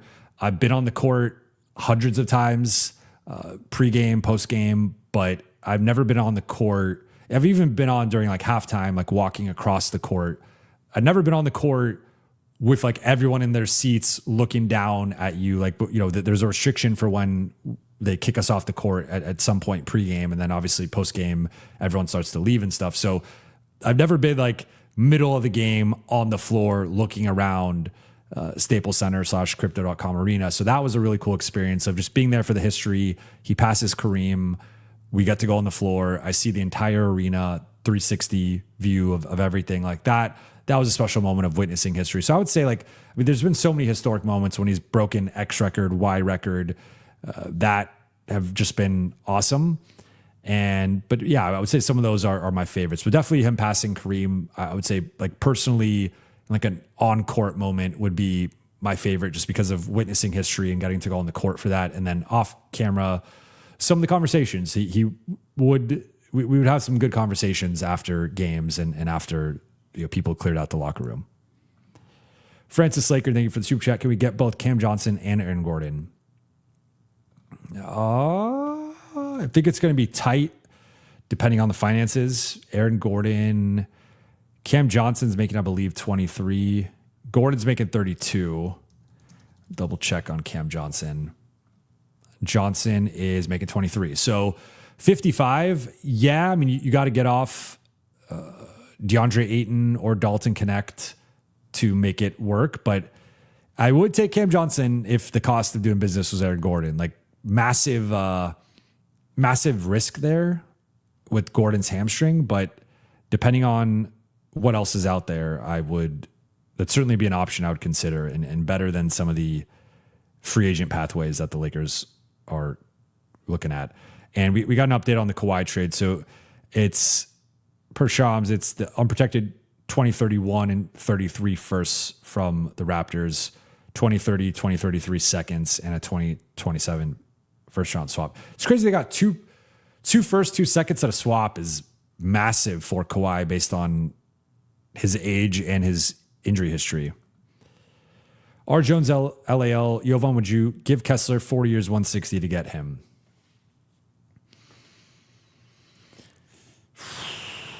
I mean, I'll start with, like, I would really not want to pay this and not want to get to this point. If it was between this or lower AAV but 2 firsts, I would probably prefer this. I mean, this would be my so it would probably start something like 36, 38 or 37, 38. We'll say 37, 39, 41, 43. I think that would be sort of how the AAV breakdown would be. So technically, for this year, it would not be starting out at 40. I mean, you could structure it that way where it's front loaded and maybe declines. But if it's a 40 AAV and you're starting out at 41, you're not really declining much. It's basically almost net. You're straight at 40. It really depends on what the opportunity cost. Like if it's this for Kessler or the Mitchell Robinson, Kelly Oubre path, I prefer this for Kessler. It's a ton of risk with this deal. You would really have to hope that he continues to develop, right? Because I think, in my opinion, his AAV should be closer to 30, 32 rather than 35, 38, 40. So if you're paying him 40, that's a big bet on him continuing to develop. And like we've seen, Gobert has been a guy who's been in the 30s, mid to high 30s in terms of AAV. So you could argue that if Kessler reaches that type of level, especially with the cap going up, that he's in that Gobert range. And that's not like insane, but it would be limiting, especially like two years from now, when Austin's hitting that like high 40s and Luka's potentially in the 60s, and then Kessler's in the 40s, like that right there is, you're talking 150, 160 million from just those three guys, where the cap will be going up, but the cap might only be, I don't know, 180, 185, 190, something like that. So you could have upwards of 80% of your cap tied up just with those three players before you factor in some of the other moves that you'll have to make to fill out the roster. So you just could be in a really difficult spot of not being able to retain certain talent or not being able to acquire certain talent because of your limitations. So I probably would reluctantly do it depending on there not being a better alternative, but it really depends what the alternative is, right? So again, with some of these, I know it sounds like a cop out. I just don't believe in giving, like if it's a no-brainer, I'll say it's a no-brainer. If it's 100% no, I'll say it's 100% no. It's not 100% no. It's more of a no than a yes, but I also would want to know what the opportunity cost is here. And if the opportunity cost is relatively low, at least for this summer, I'm cool with it. If it's relatively high or even medium, I'd probably say no. So that's where I'm at with it. A lot of up, thank you for the super chat. Do you know what the offer needs to be for Walker Kessler for the Jazz to not be able to match? I do not have an exact number. I've heard in general that the Jazz really did not want to go over like 30 million. So I feel like that's close enough where 32 might be a number that's still not high enough. So I would say, without having like full clarity in terms of what the walkaway number would be, I think it's probably starting at 35. And I don't know for certain if even that is high enough. I mean, I think a max would do it probably, but I don't know that you don't want to go that high. So I'd be pretty surprised if the walkaway number is anything under 35. I would say I think it starts to get a little sweaty for Utah around 35. Your boy Rich, thank you for the super chat. Sources, Rob.free agency started at 6 p.m. Pacific, not Eastern. This to me, the way everything's playing out right now is, I talked about this on Lakers Collective. I think we now have some more clarity on everything, where I do think the Lakers now, there had been murmurs of LA moving on from LeBron, but there was also like at one point in free agency, I'd heard they had agreed to a contract and we're just waiting on certain options and stuff, figuring out what the other moves were going to be. So you hear different things, and there was enough buzz out there that they were probably moving on, that was the way it was trending, but I was still a bit skeptical of that. Obviously, still leaned more on the side of him staying. But in hindsight, I think clearly how this has played out has been the Lakers were going to move on from LeBron, and we're not really interested in retaining him. And I think it was a mutual situation, and we're just finding out about it now more so than X amount of days ago or a week ago or whatever.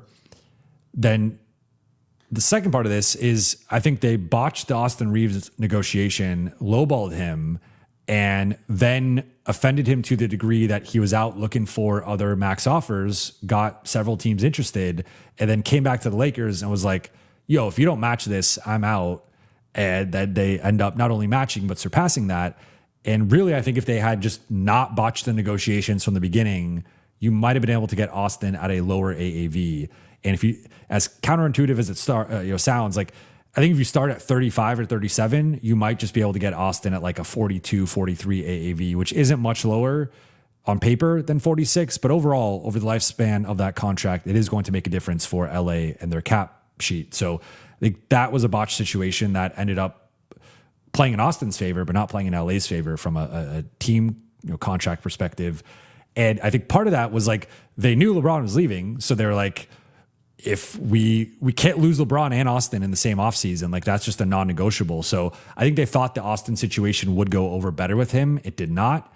And then they panicked and were like, all right, we got to pay Austin the max now. Because it jumping from how much it did as quickly as it did to me screams like the Lakers panicked and were like, we just can't lose this guy and we have to give him the max now.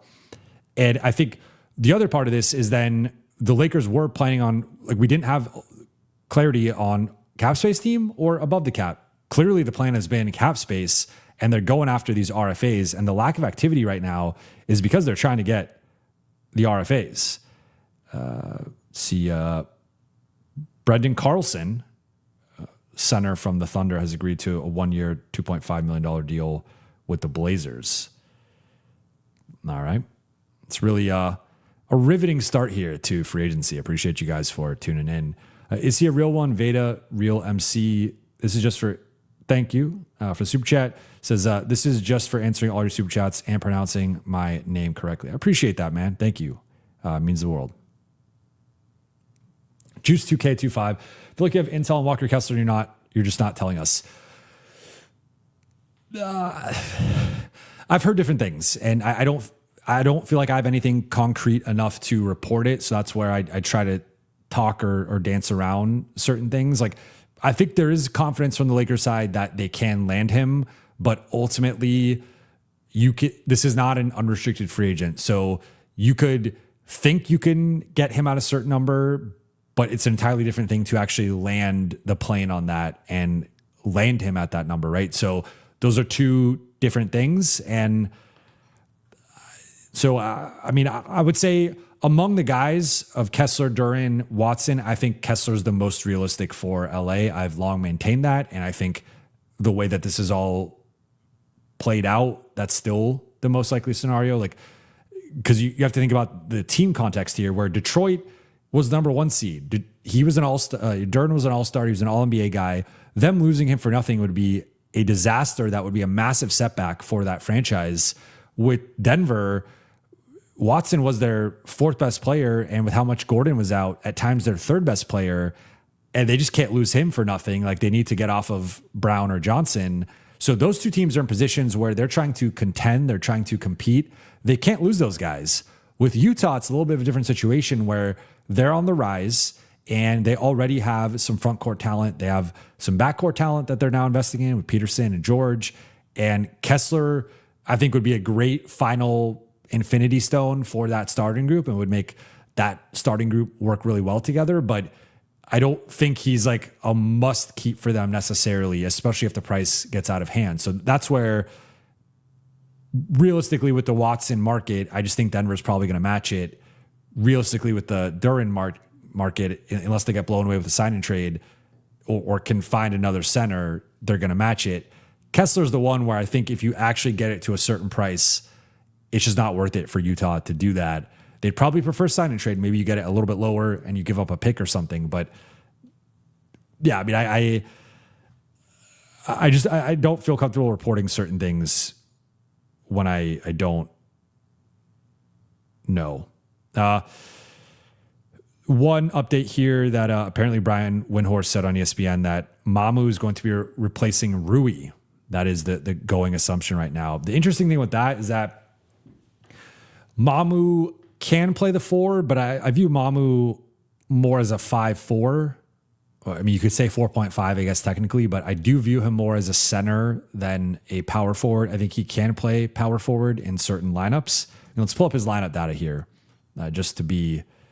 This is Basketball Reference lineup data. He played 93% of his minutes at center this year, 8 at power forward. Previously, that's been closer to 60-40, 70-30. So overall for his career, he split 75% of his time at the 5, 25% at the 4. If we go to cleaning the glass, we can also look at his playing time. And let's see.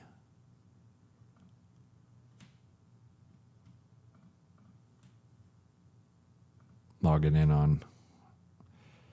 For those who have cleaning the glass, I wonder if you guys have the same issues as me. It always logs me out every single time. It's really annoying.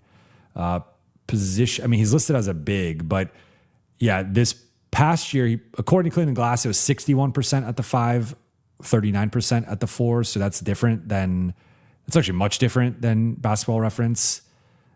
Previously 66-33, 2 years ago 31-69. So I mean, he's been, we'll say roughly 70-ish% of his minutes at the 5, 30% at the 4. So I don't think he's a clear Rui swap. I think that's an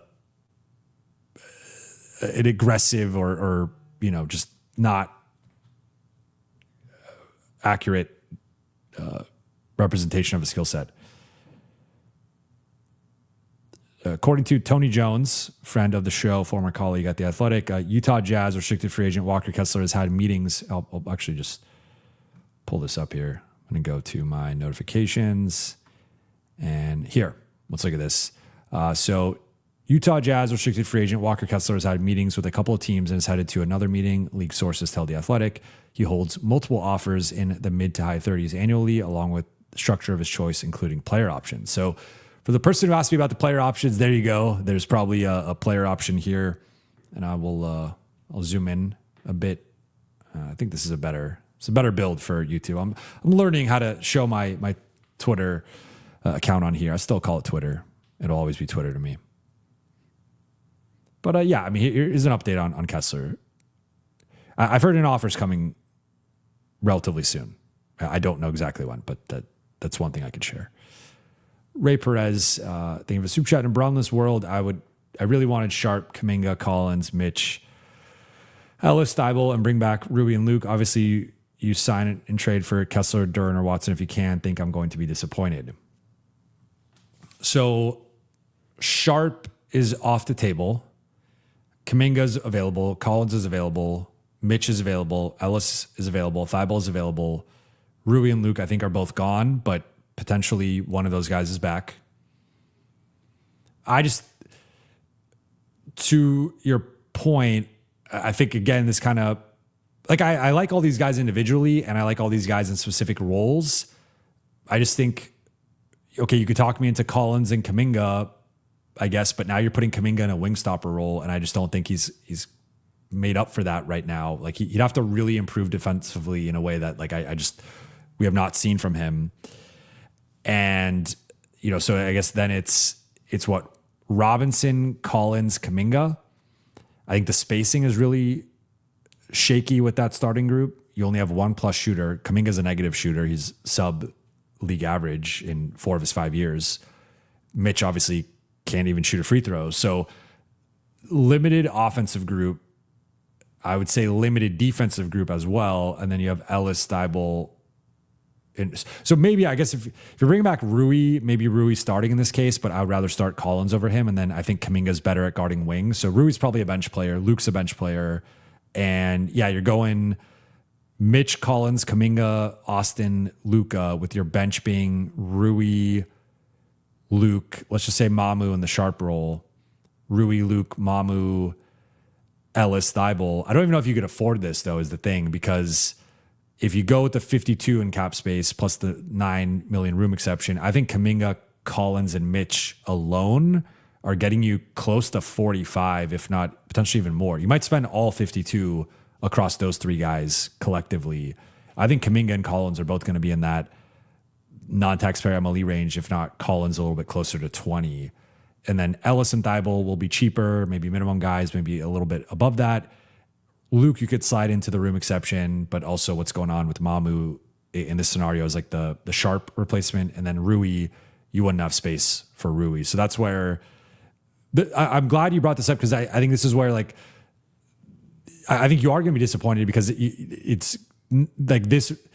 They can't even hit this version of a build, right? Like Sharp's out of there, but you would actually be losing probably 2 of these guys in a realistic build, regardless of the sign and trade guys. So I think you are going to be, Trevor made this point on Lakers Collective. I want to give him a shout out to this. Like, I think most fans are going to be disappointed with the roster. I think if they land the big fish, it's going to be really difficult to fill out the starting group and fill out the bench. If they don't land the big fish, it's going to be a relatively underwhelming starting group, and you might be deeper, but it's a lot of like bench level guys. So we'll see which way that goes. I think it's probably more so the big fish, but then if you get Kessler for 40, that's basically, you got 12 million left in the room exception. Like, you're not really getting much for that. You're getting maybe 2 fringe starters / high level bench guys. Like, that's not really moving the needle. So they need 3 starters and like 2 to 3 high level bench guys. And that's difficult to do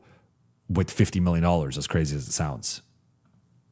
BT Kingsley, thank you for the super chat. What is word on Sexton and Cam Thomas free agency? I have not heard anything on those guys related to the Lakers. I think if the Lakers are pursuing a guy like Quentin Grimes, like Sexton and Thomas are somewhat in competition there as like a scoring guard. I think Grimes is definitely better defensively than Thomas, and just overall better than Thomas. But Sexton, I would say Sexton's maybe like a more aggressive point of attack guy, but Grimes, I think, is a better overall defender. It's relatively close, but I would lean Grimes. But no, I've not heard the Lakers attached to any small guards, I would say. Like, Grimes is the smallest, but he, 6'4", probably plays a little bit bigger than his size, but not big enough to be like a full-time wing, in my opinion, or like a full-time 3. So I've not heard any smaller guard. Thomas is, 6'3", 6'4", Sexton 6'2". I haven't heard anyone under 6'4" linked to the Lakers. Colin E. Gates, thank you for the super chat. Thank you for becoming a YouTube member. I really appreciate that. And shout out to Colin. Daniel Caesar, thank you for the super chat. Losing Braun aside, the Lakers are worse without him. This offseason is a win-win. Either we got a championship level roster that complements Luka and AR, or Rob will finally be fired. Viva Mexico. Through that lens, yeah. I mean, there's a ton on this offseason. So the Lakers either deliver or they don't. And if they don't, I think there will be changes at some point in the future. I agree with that premise. WG Cop, thank you for the super chat. How do you feel about the LeBron era ending in LA? Do you think we should have kept him for the brand, or is this a first glimpse of new ownership? I think this is a first glimpse of new ownership. I would agree with that premise. I don't think they should have kept him for the brand. I think they should have kept him. This is a point that Pete Zayas has made on his show, Laker Film Room, that I really agree with. He's laid out this case that, like, for 3 reasons, a lot of people assume LeBron was going to be back in LA, but it didn't necessarily align with what both the Lakers and LeBron were looking for. It was like, 1, LeBron likes being in LA. He obviously chose the Lakers. He stayed in LA the longest he has in any singular tenure of his career. His family's out here. His son's on the team. His other son is an hour flight away. Like, it's very convenient and easy for him to stay in LA. And like, that just logically makes a ton of sense that he'd want to be here. Second thing is that the Lakers need good players, and that clearly the roster was not good enough this past year. But in general, the Lakers need really good players and should be looking to acquire talent. And then third, LeBron is still a really good player. He was, I think, by pretty much any measure, still a top 25 guy this past year, arguably a top 10 guy in the playoffs, and led the Lakers to a first-round upset over the Houston Rockets, despite being without Luka for the entire series and Austin for most of it. So it was like, LeBron wants to be in LA in theory. Lakers need good players. LeBron is a good player. Those 3 reasons combined make sense for LeBron to want to be in LA, Lakers to want LeBron. But clearly it went beyond that, and there was more to it than just that. So I would say it's difficult to say, like, I was more on the side of keeping LeBron. And so that's more how I felt, but I felt LeBron at a discount. So I was not keep LeBron at 40 million or even necessarily 30. I would have preferred something in the 20 million range, but upwards of 25, anything over that, I think it would have been really difficult for LA to make the moves with the roster that they needed to make. So I was open to keeping LeBron, but I understood the reality that there was a chance, and obviously it ended up happening, that they did not keep him and they just moved forward and went to the next era. So I think it's more the latter than the former. I think if they kept him, it would not have necessarily been like the brand or the optics or the prestige of having LeBron and having him on the Lakers. It's more so they just need good players. And like, realistically, all the guys we're talking about, they could be a better fit on paper for certain roles than LeBron, but they're not better than LeBron. Like, John Collins is not better than LeBron. Jonathan Kuminga, not better than LeBron. Rui Hachimura, not better than LeBron. Tobias Harris, not better than LeBron. Mamu, not better than LeBron. Walker Kessler, not better than LeBron. Jalen Duren, not better than LeBron. Peyton Watson, not better than LeBron. So anyone the Lakers add, theoretically, like barring an unforeseen move that they make on the trade market, that player is not better than LeBron. Now, could the sum of the parts lead to a group that is better than what the Lakers would have been if they kept LeBron? I think that's a possibility. I don't know how likely that is. It's difficult to say without knowing exactly how the Lakers build the roster, but certainly within the realm of possibility. So there could be that element where simplifying and clarifying some of the roles could lead to a better overall team. But just from a pure talent, production, skill standpoint, there's a massive hole right now that the Lakers are, if it is any of the guys I mentioned, they are not LeBron. They are not the level of score. They don't have the level of basketball IQ, and they don't have the level of overall impact right now that LeBron has. So objectively, the Lakers have taken a step back. Now it's on them to, how do they take a step forward here, and how do they fill out the starters? How do they fill out the bench? Are they able to get a long-term piece or two? And that will ultimately determine how we view the offseason. But objectively, I think they took a step back. They're like them losing Marcus and LeBron, and we don't know yet about Marcus officially. At least I don't think that's come out yet, but it seems like he's going that way. I mean, that's, you lost two starters, and then DA is either moving to a bench role or off the team, and that's another starter you're losing. So they got three starting spots that they need to fill, and we'll see how they end up filling it. Like there is a possibility here where they end up being a better team because of the collective and the pieces fitting, but I think this is more, though, new ownership wanting to move to the Luka era and just simplify the vision and clarify it and really build toward the next contending Lakers team. And obviously on LeBron's side, he has his reasons for leaving, and he's looking for his happiness. He's looking for a new situation. And I mean, this is just the way it played out. Easy peasy. Thank you for the super chat. I really like the idea of Grimes. He'll be a perfect third guard, at least solid defensively and proven he could step up if Luka or Reeves has to sit. So I'm glad you made this point, and I want to clarify something with Grimes, because I know I've come off a little bit negative with Grimes. If Grimes is the Lakers' sixth man, and he's more of the Rui replacement, right? With Rui was the sixth man last year during that second half of the season where Marcus was the starter, Rui was the sixth man. If they lose Rui and Grimes is the sixth man of the team, I love it. I think that's there's a certain offensive ceiling with him, especially in a role where he is often being slotted next to one of Austin or Luka, and he's the other ball handler, shot creator, whatever. Love that. My concern has been looking at just the Lakers cap situation and how this is likely playing out, especially if they get a center.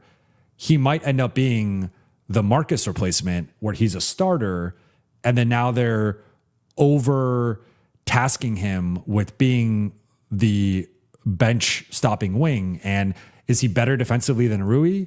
Yes. Is he better equipped to do that specific role than Rui was? Yes. But he's not at the same level as Marcus. He's not as good in that role as Marcus. And so maybe there's some sort of blend where like he's an upgrade over Marcus offensively. He's an upgrade over Rui defensively. He's closer to a two-way player than both those guys. I would argue he is a two-way player, but to me, he's more of a slightly above average to solid, somewhere in the 60th to 70th percentile defensively, which is solid, but I'm looking for an 85th to 90th percentile defender at a minimum. And that's where some of the names like a Herb Jones, a Derek Jones Jr., Peyton Watson, I think these guys are at just a different, Tari Issa, I think these guys are at a different level, and they're in that range or even higher. And so that's where I've concerned. Like if you're, I mean, again, if we want to be generous here, let's just say he's like a 70th percentile defender, which most defensive metrics paint him as a negative or a slight positive. I don't think you're winning a championship with a 70th percentile defender being your best perimeter defender. That's just not good enough. So like even for go back, the last champion with like a shaky defense was Denver. They still had Aaron Gordon, who was a monster that postseason defensively, and sometimes had to scale down and guard wings or guards. And then they also had KCP, who was a big part of the Lakers winning and was still a really solid defender at that point. So like both those guys are better than this version of Grimes defensively. So that's where If he's a third guard, I love it. I think it's a great fit. I think that's an awesome slotting for him. I think if you're slotting him in as the two-way wing stopper / point of attack guy, I think that's overtasking him, and that's just not really something he's capable of doing personally. Talar's Golf 02. Thank you for super chat. DM me whenever. Been wanting you to break the story. It's worth it. Trust me. I know you're busy. So whenever you're free, Lake show. Lars, cheers, bro. I will. How about I shoot you a follow, and then you send me a message during the show. I'm not gonna.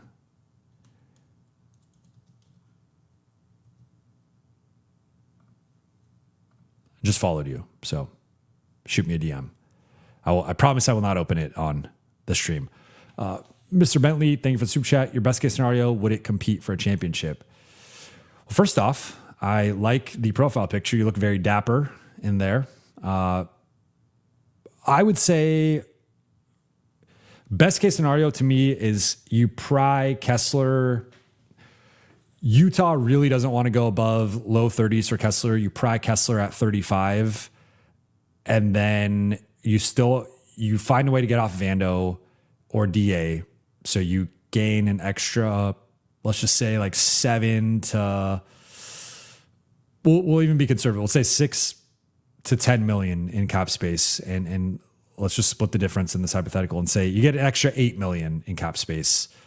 So you're now at almost 60 million, and you spend that 35 on Kessler, but you still have 25 to go get, you do some sort of trade where you like, I think, I guess as I talk through this, because I was going to do a best case scenario episode, but I ended up not doing it for various reasons with how some of the stuff played out yesterday, how some of the stuff played out this morning. I just wasn't able to do that. So I think my personal best case scenario would be some sort of, you land Kessler at a relatively low number in the context of like probably mid 30s, like not high 30s or max.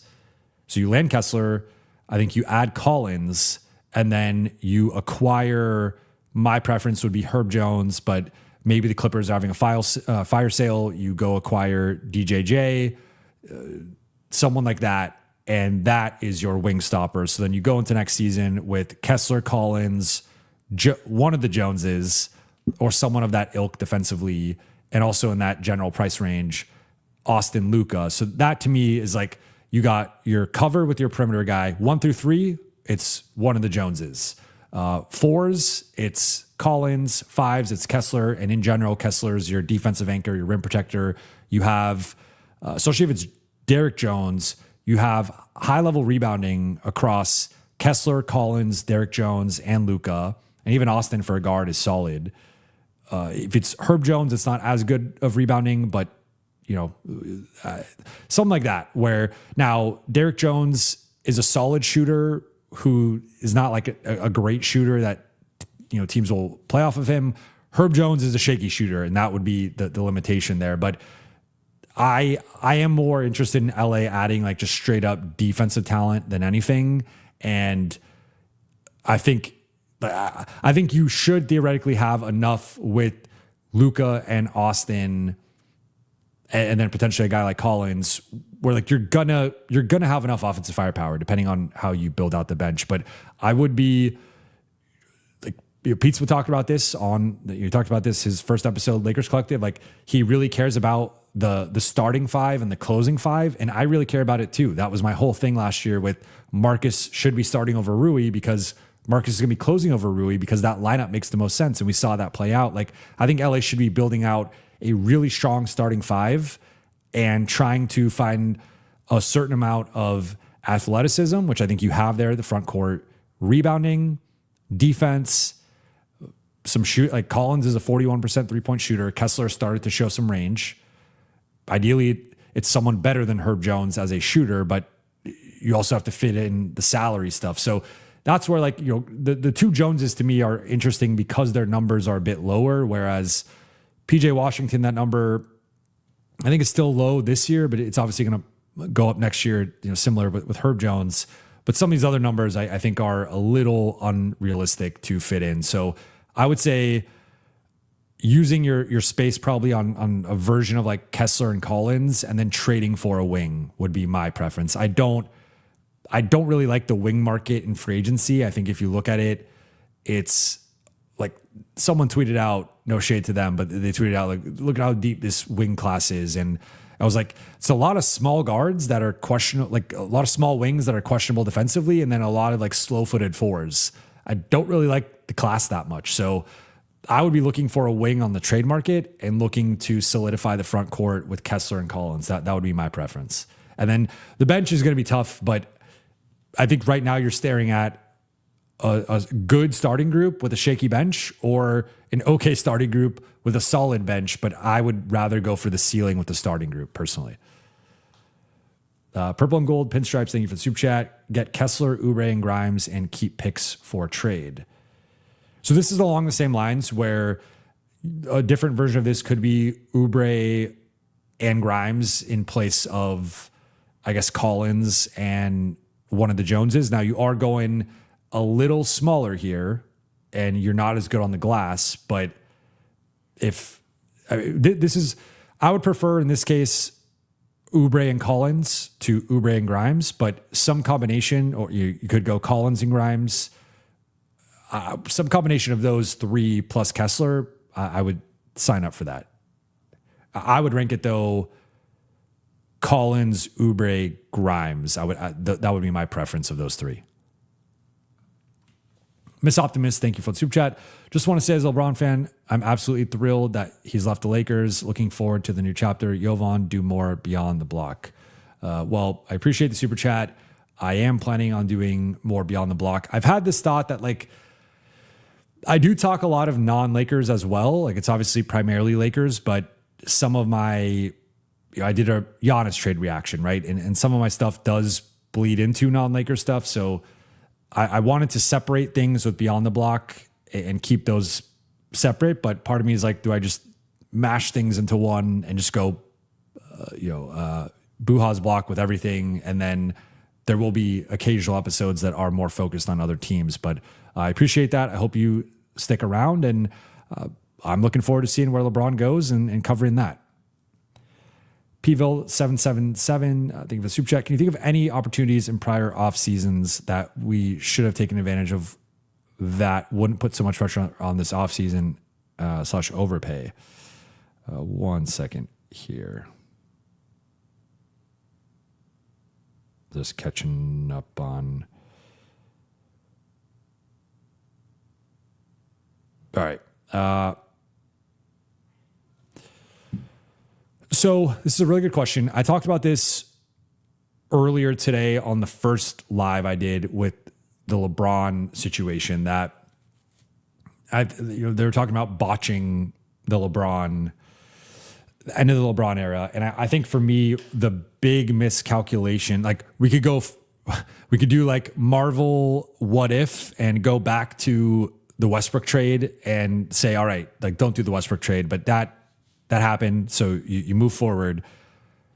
I think my thing would then be that 2023 offseason. I think the idea that they were as close as they thought they were, or at least pretended to be publicly, I think was a gross miscalculation. And remember that was re-signing Rui and D'Lo, extending Vando, and then adding Taurean Prince and Gabe Vincent. Like that just wasn't, they needed to add a legit big next to AD, whether it was a starting look or a too big bench look. And they also needed to add a true two-way wing who is better than Taurean Prince on the defensive side. And I would have rather put those resources across Prince and Vincent and obviously they weren't using cap space there. They were using exceptions. So it's a little more complicated, but if I could go back, if you couldn't undo the Westbrook trade, I think I would undo the 2023 offseason, and I would have been like, hey, you're not that close. You had a somewhat advantageous bracket slotting with the side of the bracket you were on. Now, that's not to take anything away from that conference finals run, but it's like, maybe if the matchups were a little bit different, you lose in round 1 or you lose in round 2.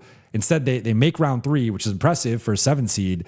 but they also get swept. And I think that should have been where it's like, we are close. Let's keep like a part of the core together, but we do need to shuffle in some new pieces. And I would have looked at D'Lo did not have a good series against Denver, and I think they should have moved on from him. I don't really like the Vincent. Vincent was supposed to replace Schroeder. I get that, but it was another small guard from Miami. And I think Torian was the one that probably they could have gone in a different direction, especially with how much Darvin had a proclivity for him.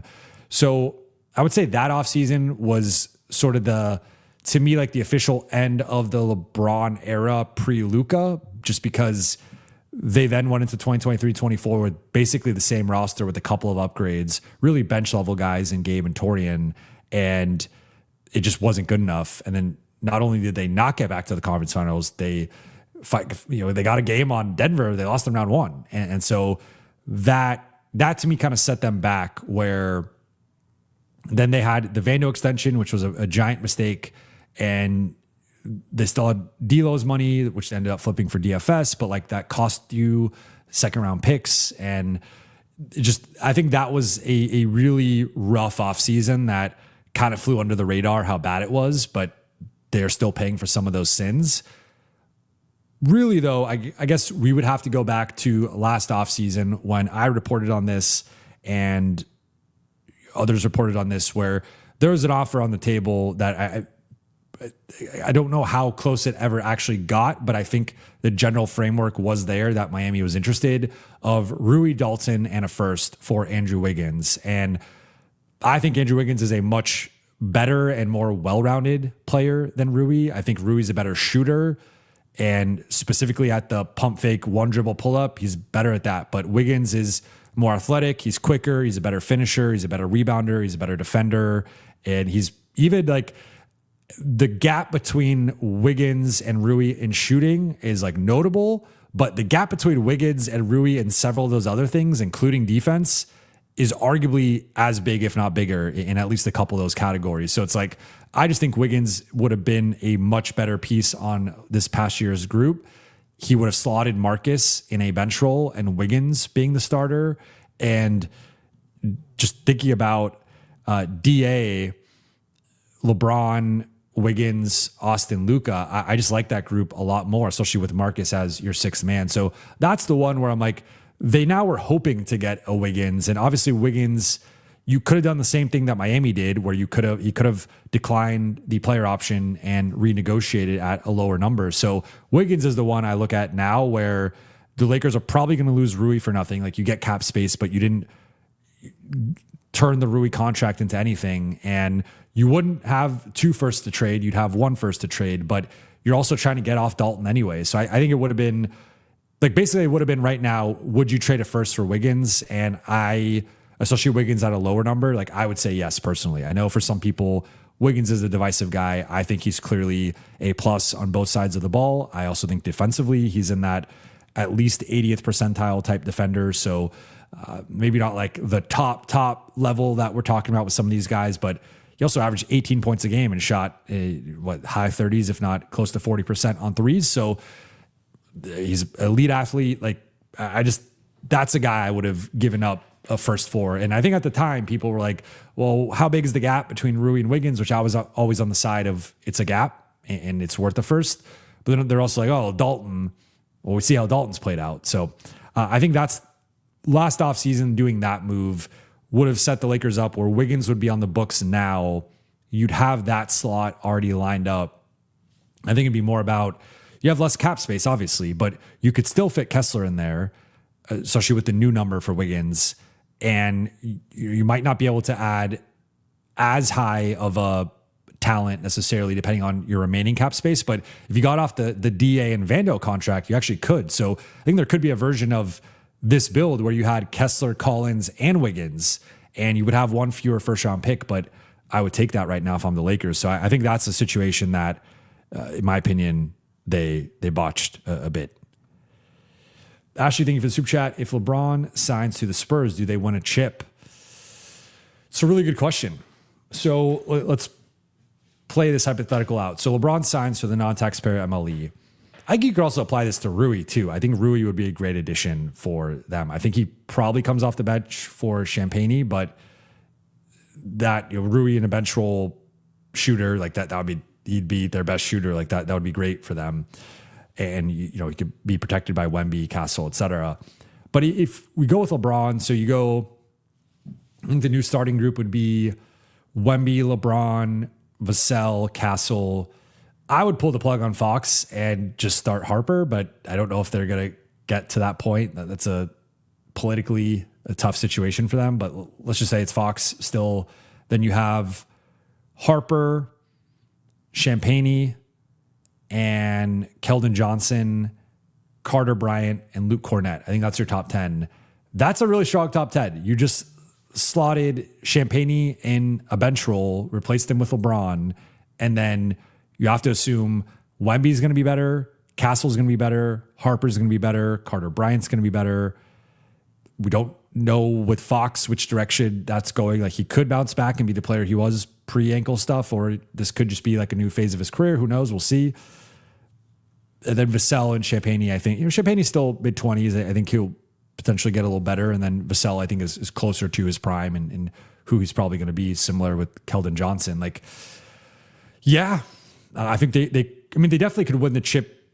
I think they could win the chip regardless of if they add LeBron or not. But if he's the missing piece, like thinking about how he matched up specifically with OKC and the ability to mismatch hunt and pick on guys, that would be a really valuable element. I think he would stabilize them in the clutch and you wouldn't see them completely choke and collapse down the stretch. So definitely my favorite basketball fit for LeBron among all the options. You can make a strong case that they would be the favorites over OKC at that point. Like, I think some people are going to view them as the favorites anyway. I personally have OKC in my rankings ahead of, I think it's OKC 1, San Antonio 2, but adding LeBron, I don't want to overthink it.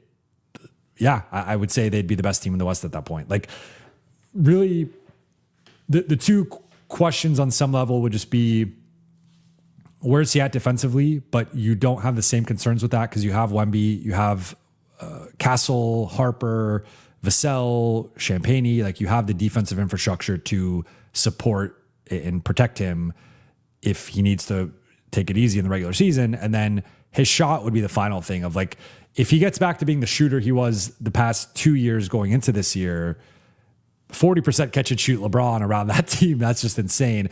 If he's low 30s, that's where it gets a little shaky at times, where teams might just play off of him and dare him to shoot. And it's just kind of a matter of how well he shoots. But I don't want to overthink it. Like, he was a top 25 guy this past year. Add that to San Antonio and give them some more brawn, no pun intended, and physicality and just size. Like, you're definitely bigger than Johnson and Champagny and Vassell. Like, sometimes they go with the small ball look. Yeah, I think it's tough to say any team is like going to win the championship nowadays, but I think they would be on paper the championship favorites. Brady, sir, thing with Soup Chat. You said offer coming soon. LA hasn't made one. I mean, maybe we're talking in technicalities here. My point is more so like they're talking through the different options. Like, I think there's been frameworks discussed, but I think like an official offer, whether that's in the form of an offer sheet or a sign and trade offer, that stuff is still being discussed. Whoa, T Mike 1989. Thank you for the soup chat. How much are people not appreciating we will be materially worse at basketball in year 3 of Luka? That is something that people are not materially appreciating. Like, I think there was a segment of people who wanted them to move on from LeBron by any means necessary, but I tried to hit on this in my LeBron breakdown earlier. Like, they're worse. They're objectively worse right now. Now, that doesn't mean they can't take steps forward and build a better roster and build a better starting group that fits better, but none of the guys they're adding are as good as LeBron. That's just a fact. Now, will the subtraction, like, you could have, let's just say in theory, added Kessler and LeBron, right? So can you potentially spread the LeBron salary out to Collins and Grimes or Collins and Oubre, or like some form that fills out the starting group that maybe makes it a better lineup, a better team? That's possible. But just straight up, like, LeBron to anybody else is a decline to some degree, and in many cases, a big degree. And that's something the Lakers are going to have to navigate. Let's see. No updates.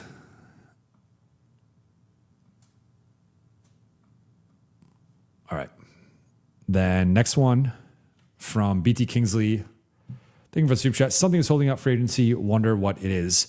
I think a big thing right now is some of the cap space teams trying to get in on Duren or Kessler or Watson. And because Watson, like Duren and Kessler, you need a center, right? Like Watson, you could fit in at the 3 or the 4. He even played some 2 for Denver. So there's more versatility with adding in Watson. So I think Chicago and Brooklyn will be in on him. The Clippers are now a potential cap space player. He's a UCLA guy, LA guy. Maybe they try to get in on him.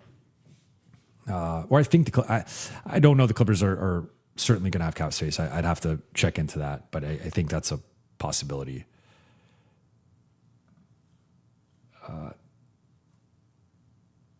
But yeah, I would say that the restricted free agency situations right now are holding it up. And plus a ton of action. Like, there's the Kawhi situation, Giannis, Ja, like all the big dominoes, LeBron now up until he signs, like all the big dominoes have started to move already. Zink Thomas, thank you for the super chat. Would it be possible to get Kessler at around $36 million, then trade a first for PJ and another first for DJJ? Ideally, one of those firsts is protected. Yeah, let me see. So I'll say this, not just straight up like acquiring both of them, because right now the Lakers are projected to have 52 million. So yeah, Washington's making 19.8, and Derek Jones, I want to say, is like around 10. Yeah, he's 10.5. So that's a combined 30.2 for those two guys. And then you add in Kessler, and that's at $66.2 million. So now I guess the distinction here would be, is this Kessler at 36 AAV? Because if it's 36 AAV, he's probably going to be starting closer to 30, 31 in that first year, maybe 32. And so I guess you'd be looking at more in like the low 60s, but you still would need to shed either DA and Connect or Vando to get to this type of money. So maybe you send out Vando in one of the trades with the first, and then DA in one of the trades with the first, and the teams take back expiring money plus a first round pick. I think a first would get you PJ Washington. They've been trying to get off of him for a first, and no one's bitten on it. I think the Lakers would be the exception, where it's like they're not just going to do the Lakers a favor again. I think it would cost a first. But if you I think something like this is possible. I think you just have to get off that additional money. MCA, thank you for the super chat. Just as long as we don't start free agency with Waldeng and Timofey Mozgov equivalents, #trauma, that would cause the fan base to crash out, and understandably so.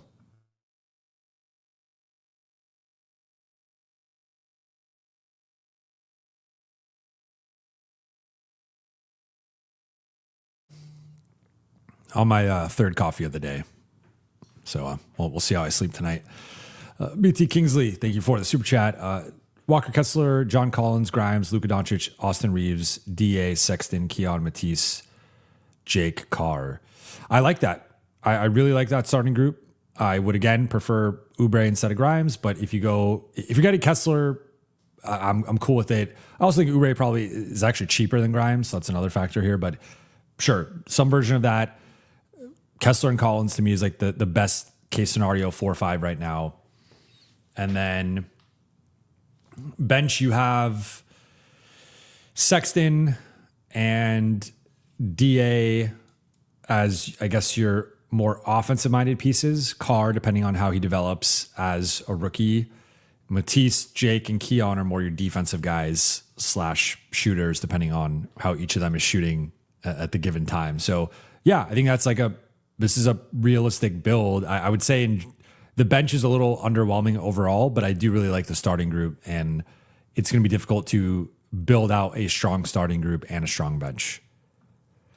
Alma, thank you for the super chat. Hey, Jovan, in the nightmare scenario of losing LeBron, Rui, and Marcus for nothing and not getting a long-term A-grade starter next to Luka, how quickly would you expect Luka trade request buzz to catch fire. I think it wouldn't manifest until next season or next summer rather, because the Lakers, like, he still has 2 years left. So I think the typical star trade playbook here is you often are exerting the pressure up until that final season of you under contract, and that's when the team feels the pressure. So I think maybe we get some report at some point in the summer of like Luka was underwhelmed and Luka was disappointed with how the summer played out, and then it's like the Lakers are on the clock even more than ever, and they have to nail the trade deadline, something like that. And then if they don't, then that's when I think next summer it would be like, hey, Luka is not interested in signing an extension, and the Lakers are risking potentially losing him for nothing. But I don't think it would happen like right away. I'd be pretty surprised by that.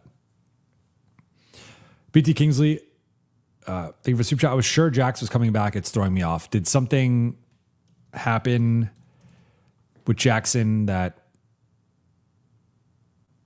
of note?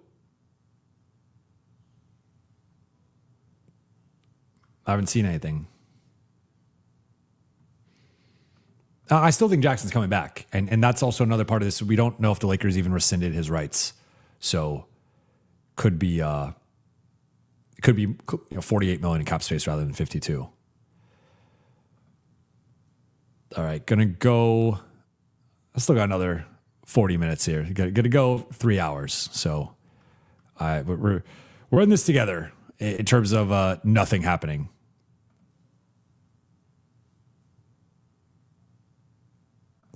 Kevin Cambridge, Jackson is coming back for sure. Brother just became Slovenian for the purple and gold. Well, I would say more so for Luka than the purple and gold, but the benefit is you get to stay on the purple and gold.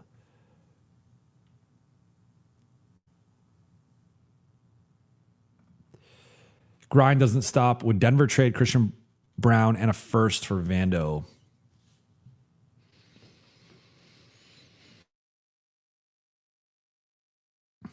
I don't know that saves them enough money. I think they have to save more money than that. I could be wrong. I haven't looked at Denver's cap situation in a second. Let me see if I can find a table.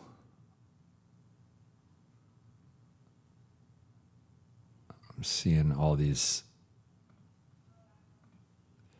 Would love to. Okay, so Tim Hardaway Jr., by the way, 1 year, $6.5 million. So that's a solid value for a guy who finished third in Sixth Man of the Year. Okay, so we go to Spot Track, and we go to Denver. Denver right now, I'll pull this up here.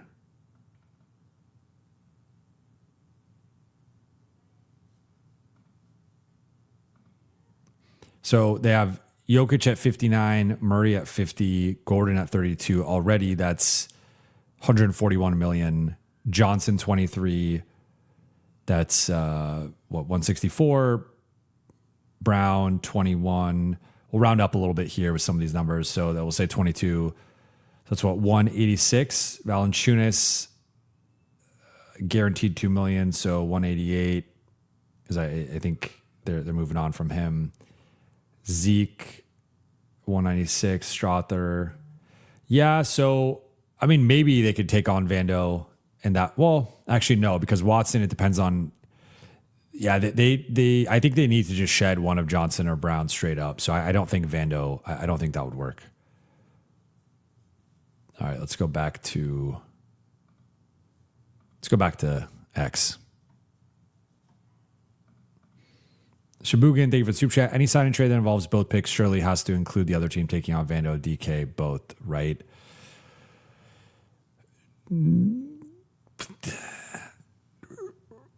Not necessarily. I think it depends on how desperate the Lakers are. I also think it depends on, like, if Utah really has a line in the sand at like 30 million, let's just say, and they refuse to go above that, if you could get Kessler at 31 for a side, or like, they I guess theoretically, whatever signing trade number you're at is a number they would still sign him at. So if you could get Kessler for 30, but it costs both firsts rather than having to spend above that, having to spend upwards of 35, like that, I don't know, that's a calculate. Like I think it will cost a first in any sign and trade. I'd be pretty surprised if it doesn't cost a first. I think that'll be the cost of doing business. Then on top of that, the thing is, I don't think anyone's going to take Vando in a sign and trade. I think it would be DK. Maybe you do DK in a first, but yeah, it's a good question. I just hope people again, I will continue to say, I think people view Vando as such a negative that it would really be viewed as Vando plus the first gets to neutral value to where it's essentially just the player and a first. So at that point, it's like you would just take one first from the Lakers. You're not taking the second first for Vando. Like that doesn't make sense. I'm saying from the other team's perspective. Joe Little, thank you for the super chat. Did the LeBron news today freeze the market? I'm sure it is freezing the market to some degree, but I also would say it's only a few teams. I don't think, try not to be offensive to anybody here, but I don't think the Milwaukee Bucks are expecting LeBron to go there, or the Raptors or the Blazers, or right. Like I think we know the list of 4 to 5 teams. I think for sure Golden State, Cleveland, and Miami are on that list. I think San Antonio and Minnesota are maybes on that list. And outside of those teams, like I think it's probably a combination of restricted free agency. I mean, first, take a step back. A ton of moves have already happened. Like a bunch of guys have re-signed. There's been several big trades. So there's been a bunch of activity already. Then you have the RFAs plus LeBron, I think, holding up the market to a degree collectively. And so that's the lack of inactivity. Juilliard, thank you for the super chat. I'm curious if LeBron and Mark Walter ever developed a relationship in their short time together. It was reported Mark is always texting Luka. I don't know, to be completely honest, but I would be pretty surprised if they had developed a relationship, at least to the degree that they're texting a lot, like Luka and Mark. Pale Fox, who are the multiple teams making offers to Kessler? It's a good question. I don't have clarity entirely. I mean, Lakers are obviously one of them. I don't think Chicago makes sense. So I think Brooklyn, and then Detroit could potentially make some sense if there's a larger Duren to Sacramento. I've talked about that potential 3-team trade, but that's a good question that I don't have an answer to. I just know more so from the Lakers side of things right now.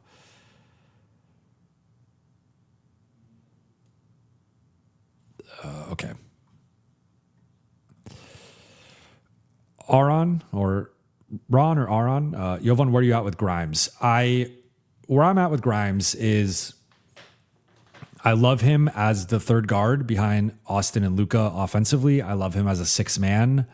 I do not love him as the starting wing stopper / point of attack guy unless you have either Kessler in there and or another elite wing stopper in there. If it's Grimes point of attack, another wing stopper guy, Luka's in a helper role, Austin is the secondary guard guy, I'm cool with that. But like offensively, love the fit, whether he's starting or coming off the bench. I'm more so looking at the defensive fit.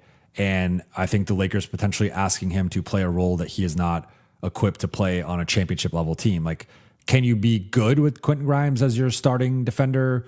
Sure, you can, right? Like the Lakers obviously had a pretty flawed defensive roster in rotation last year. They still won 53 games, still won a series. But if we're getting into the minutia here with how would this look against OKC and San Antonio, it's like, all right, basically what you're asking is, can you put Quentin Grimes on Shai Gilgeous-Alexander for a full series as the primary guy?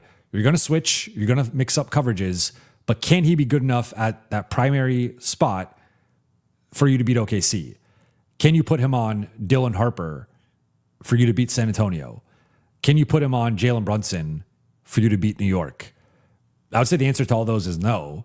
And I think we saw the Lakers have success against Shea, against OKC. And I think immediately people go to JJ, the defensive scheme, the coverages, all that stuff is true.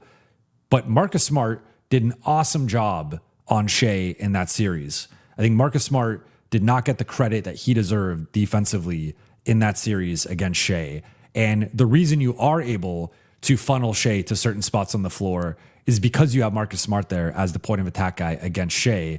And he obviously did a great job against Reed Shepherd. He did a great job in the one game he played against KD, playoff career high 9 turnovers for KD, many of those forced by Marcus. That's the part I think we're overlooking here. Like, yeah, sure. Is Quentin Grimes a better offensive player than Marcus? Not even close. I think he's in a different ballpark. But are they the same level of defender? No. Is it close? Also no. So that's why I'm like, you got to me, the defensive end is where, like, let's just look at this straight up. Lakers were 10th in offense, 20th in defense. Which is the area of the floor they need to be better in? They had a top 10 offense. Like, I think they underachieved offensively and could still be better.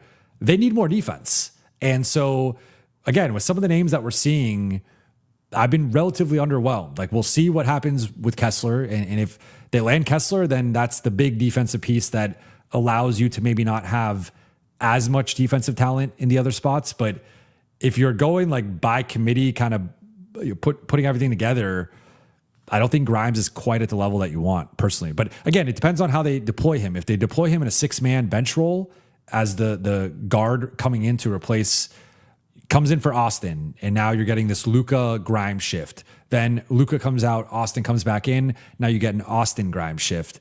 If it's like that, all right, I get it. That's cool.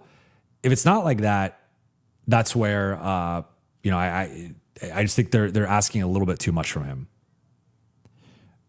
All right, Alex, thank you for the super chat. Long-term Watson, $40 million is way safer than Kessler, $30 million. That is an interesting take. I like the spiciness here. So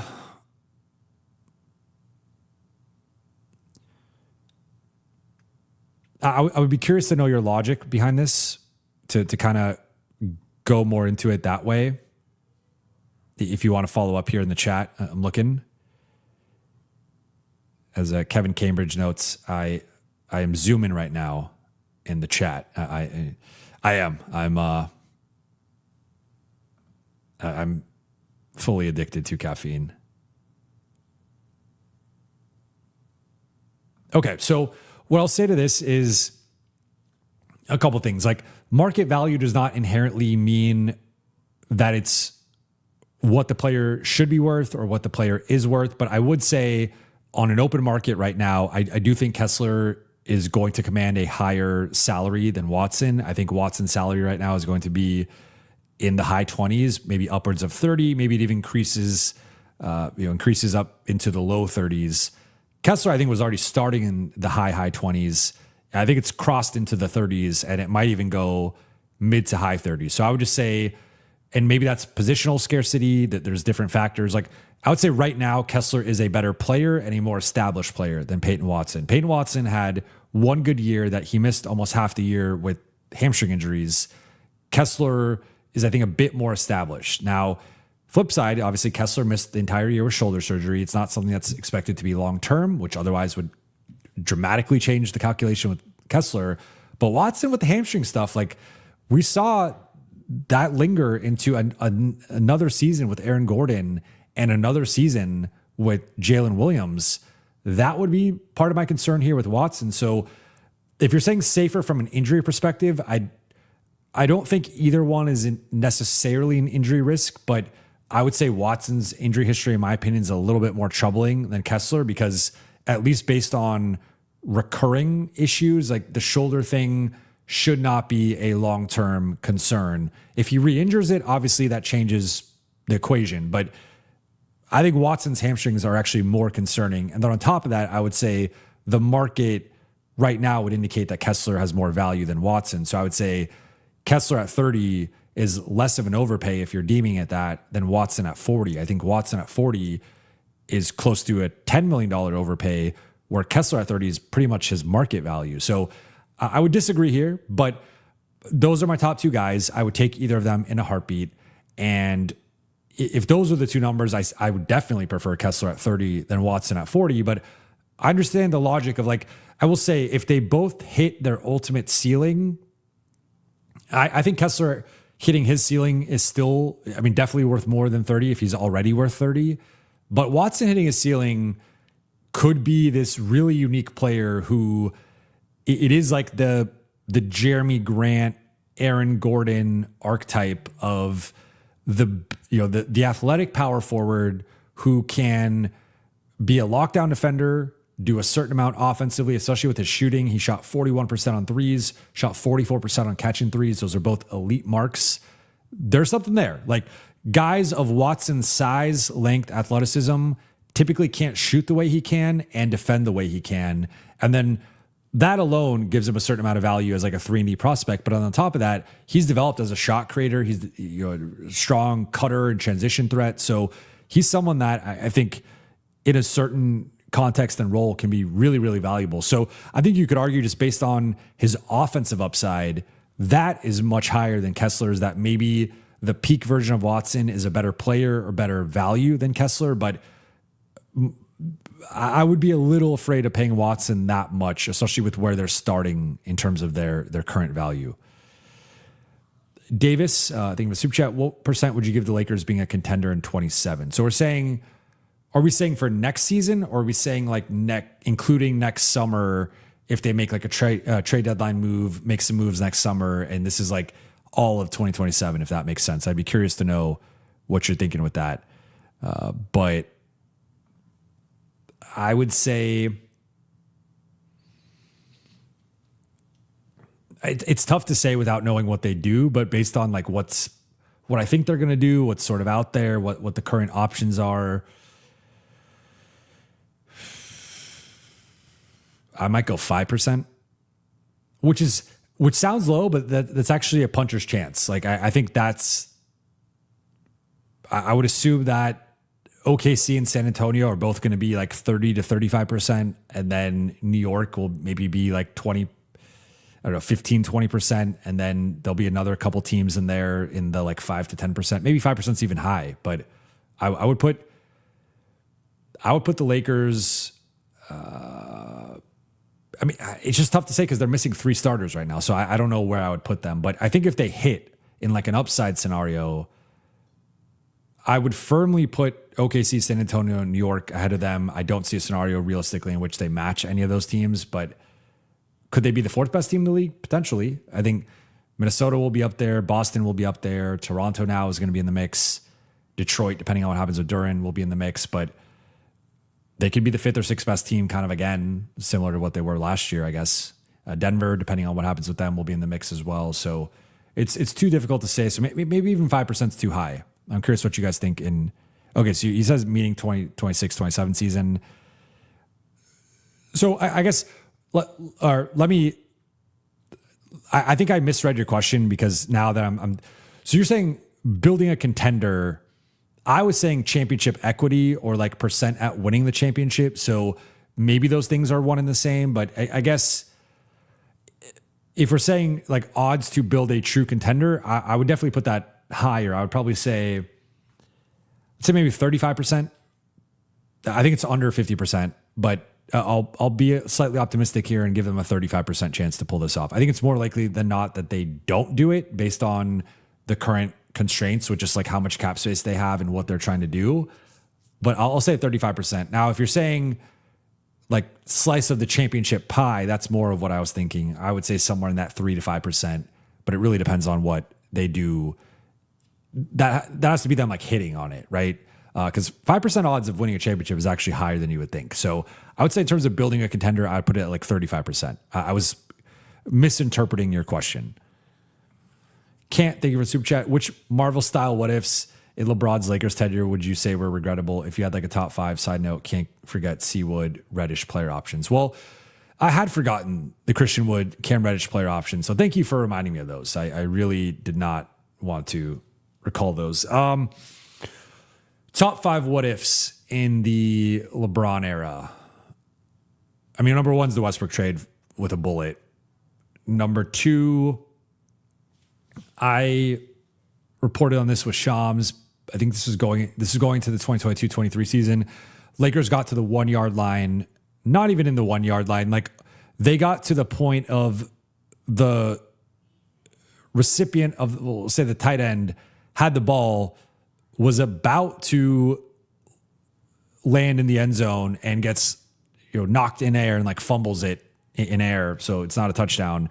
They were right there with Indiana on a Westbrook for Miles Turner and Buddy Hield trade. And I think that would have, like, ultimately they remake the team at the deadline, but I think it would have been interesting to see what that team would have looked like with a full season of the group rather than remember they were the 13 seed at the deadline. You still could have done the Rui trade. So let's just say hypothetically they still do none for with picks for Rui, but flipping Westbrook at the beginning of the season would have been interesting. And I would have preferred that. I think that team, instead of being a 7 seed, could have been, again, depending on health, because I think AD missed some time that year. They could have been maybe in the 4 or 5 mix, and they could have, now maybe they don't make the conference finals depending on how the bracket breaks up. But I would have liked like that version of Turner. If you go back 4 years ago, Turner, when he was 26, that version with AD and LeBron, and then also Buddy Hield as a shooter. So this infusion of shooting and just overall, I think Turner definitely a better player than Russ at that time, but I would say Hield too. If you want to debate that, you could debate that, but like definitely a better fits around LeBron and AD. And I think that would have been the step toward them contending again. And they would have had the deadline and the following summer to shuffle things in. And that to me would be the second biggest one if. Third biggest would have been if they landed Kyrie.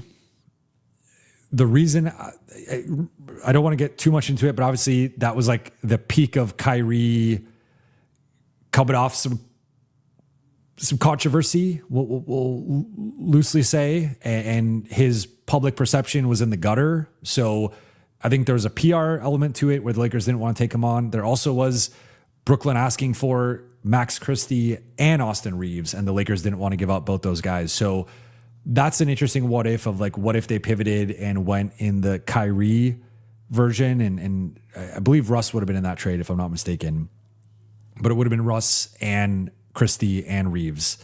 So that's an interesting what if of just like what direction, like obviously Kyrie gets his second act or third act, whatever, in Dallas with Luka, and they make the finals in 2024. What would that have looked like with LeBron, Kyrie, and AD?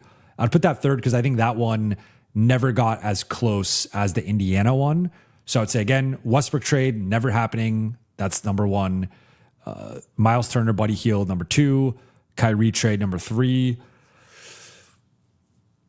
4 and 5 are tough. That things don't necessarily, I mean, I guess along the same lines, like Caruso, you could throw in there. Maybe even Caruso would be ahead of Kyrie because, like, again, I don't think Kyrie ever got like that close. There was conversations, there was frameworks discussed, but it never, I think, got to like, oh, we're agreeing to this or close to that. Indiana did. So I might even say Caruso. I mean, Caruso, you could argue, is number 2. Maybe I'll even say Caruso's number 2 because I think that was just such a mistake that I think there's an alternate reality where Caruso is a low minute starter this entire time. And the Lakers are keeping him in relative bubble wrap, load managing him to a degree, but basically they're starting 2021-22 up until today. Caruso's locked up as a Laker and he's starting, or maybe they reconfigure the rotation and he's like playing the OKC role that he's playing now. But I think that was a giant mistake where LA let go of the type of player they needed. So I still might go Turner, Hield 2 ahead of that, but you could kind of flip that however way you want. Kyrie 4, and then let me just make sure nothing new here. 5th one might be last summer with the Andrew Wiggins situation, and if the Lakers could have traded for him and like putting themselves in a different position this season, I think they would have had a stronger chance to compete. But obviously losing Luka and Austin, like your season ends at that point. I don't know. Those are the what ifs that come to mind. But it's a great question. I really enjoyed that one. Eric, 805 Robles, thank you for the super chat. What do we have right now or around Luka and AR? All right, let's pull up the Lakers cap sheet. I'm going to warn you that it is a sight for sore eyes, so be careful here, but let's pull it up. All right, so you have Austin Reeves and his new salary, which is going to be starting off at $41.2 million.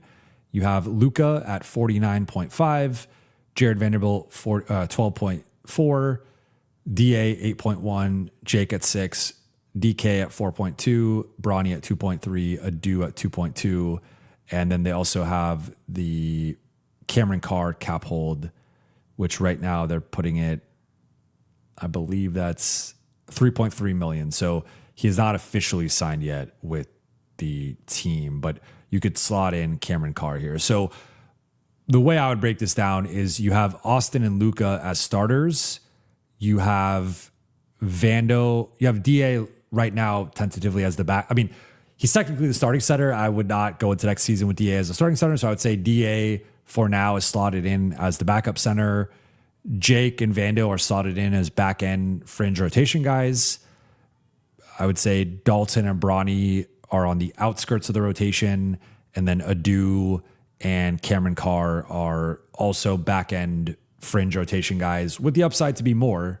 And I think we'll definitely get opportunities ahead of Vando / Jake, depending on how they develop. But like right now, I mean, I think essentially if you're looking at a championship level roster, or at least an ideal roster that you feel comfortable going toe to toe with OKC and San Antonio, I think the Lakers only have 2 of the top 8 currently. Now, maybe Adu or Carr pop, and that changes that equation. But for now, I think the Lakers have 2 starters. They are missing 3 starters, the entire front court, at least offensively. You have some utility with that third spot to play guard defensively with Luka as a forward. And then I think all 3 high-level bench guys. I do not. I mean, again, DA, depending on if he stays or not, you could talk yourself into him as the backup.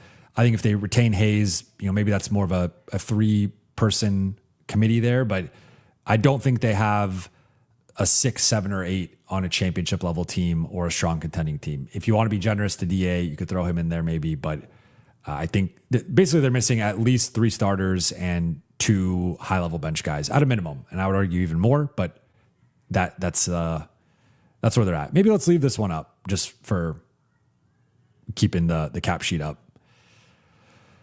All right, Shabugan, thank you for the super chat. If Kessler costs them both firsts, when do we start the conversation that they could have done that deal 2 years ago for the same draft capital?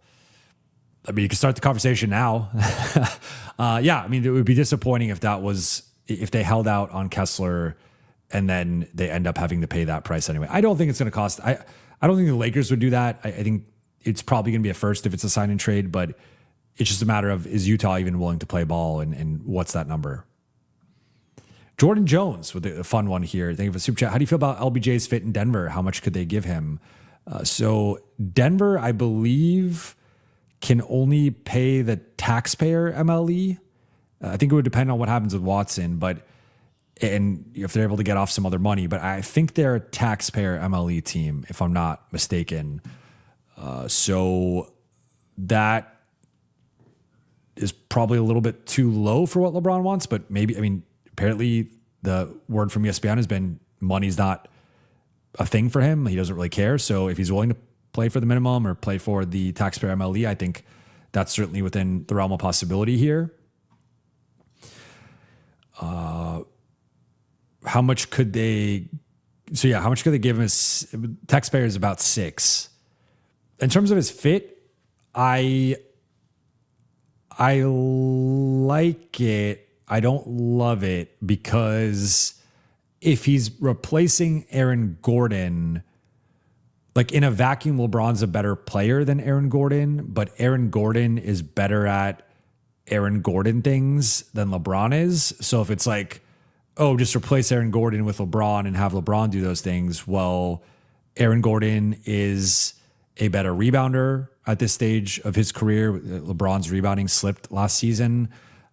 he's actually a better shooter than LeBron, but we'll see. Like that might be, if LeBron bounces back to his shooting, that could be relatively close. But Aaron Gordon has turned himself into a pretty high level shooter.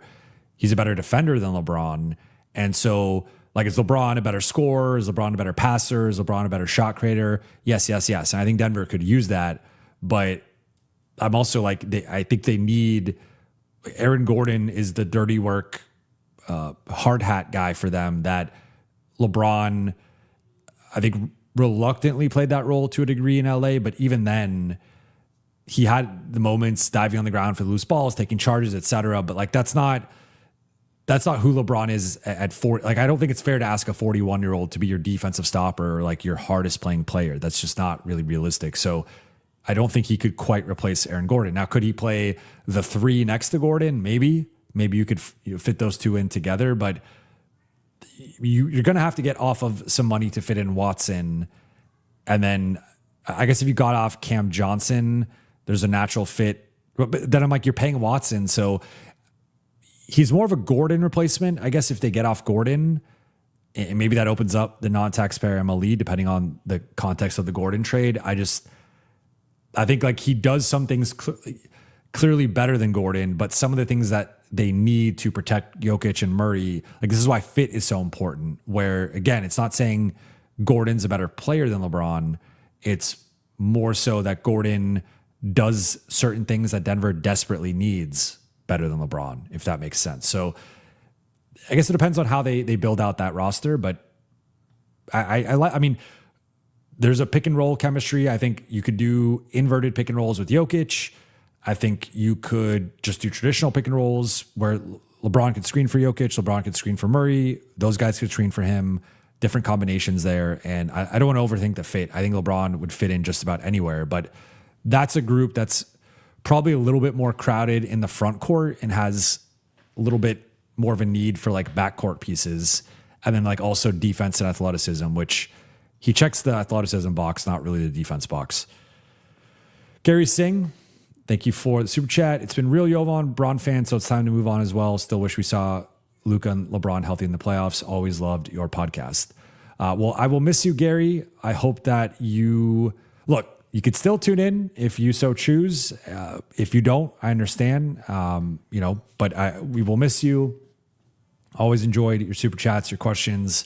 I hope you do not go, or maybe take some time, go to a beach somewhere, enjoy some drinks on the water, come back and visit Buha's block in the future.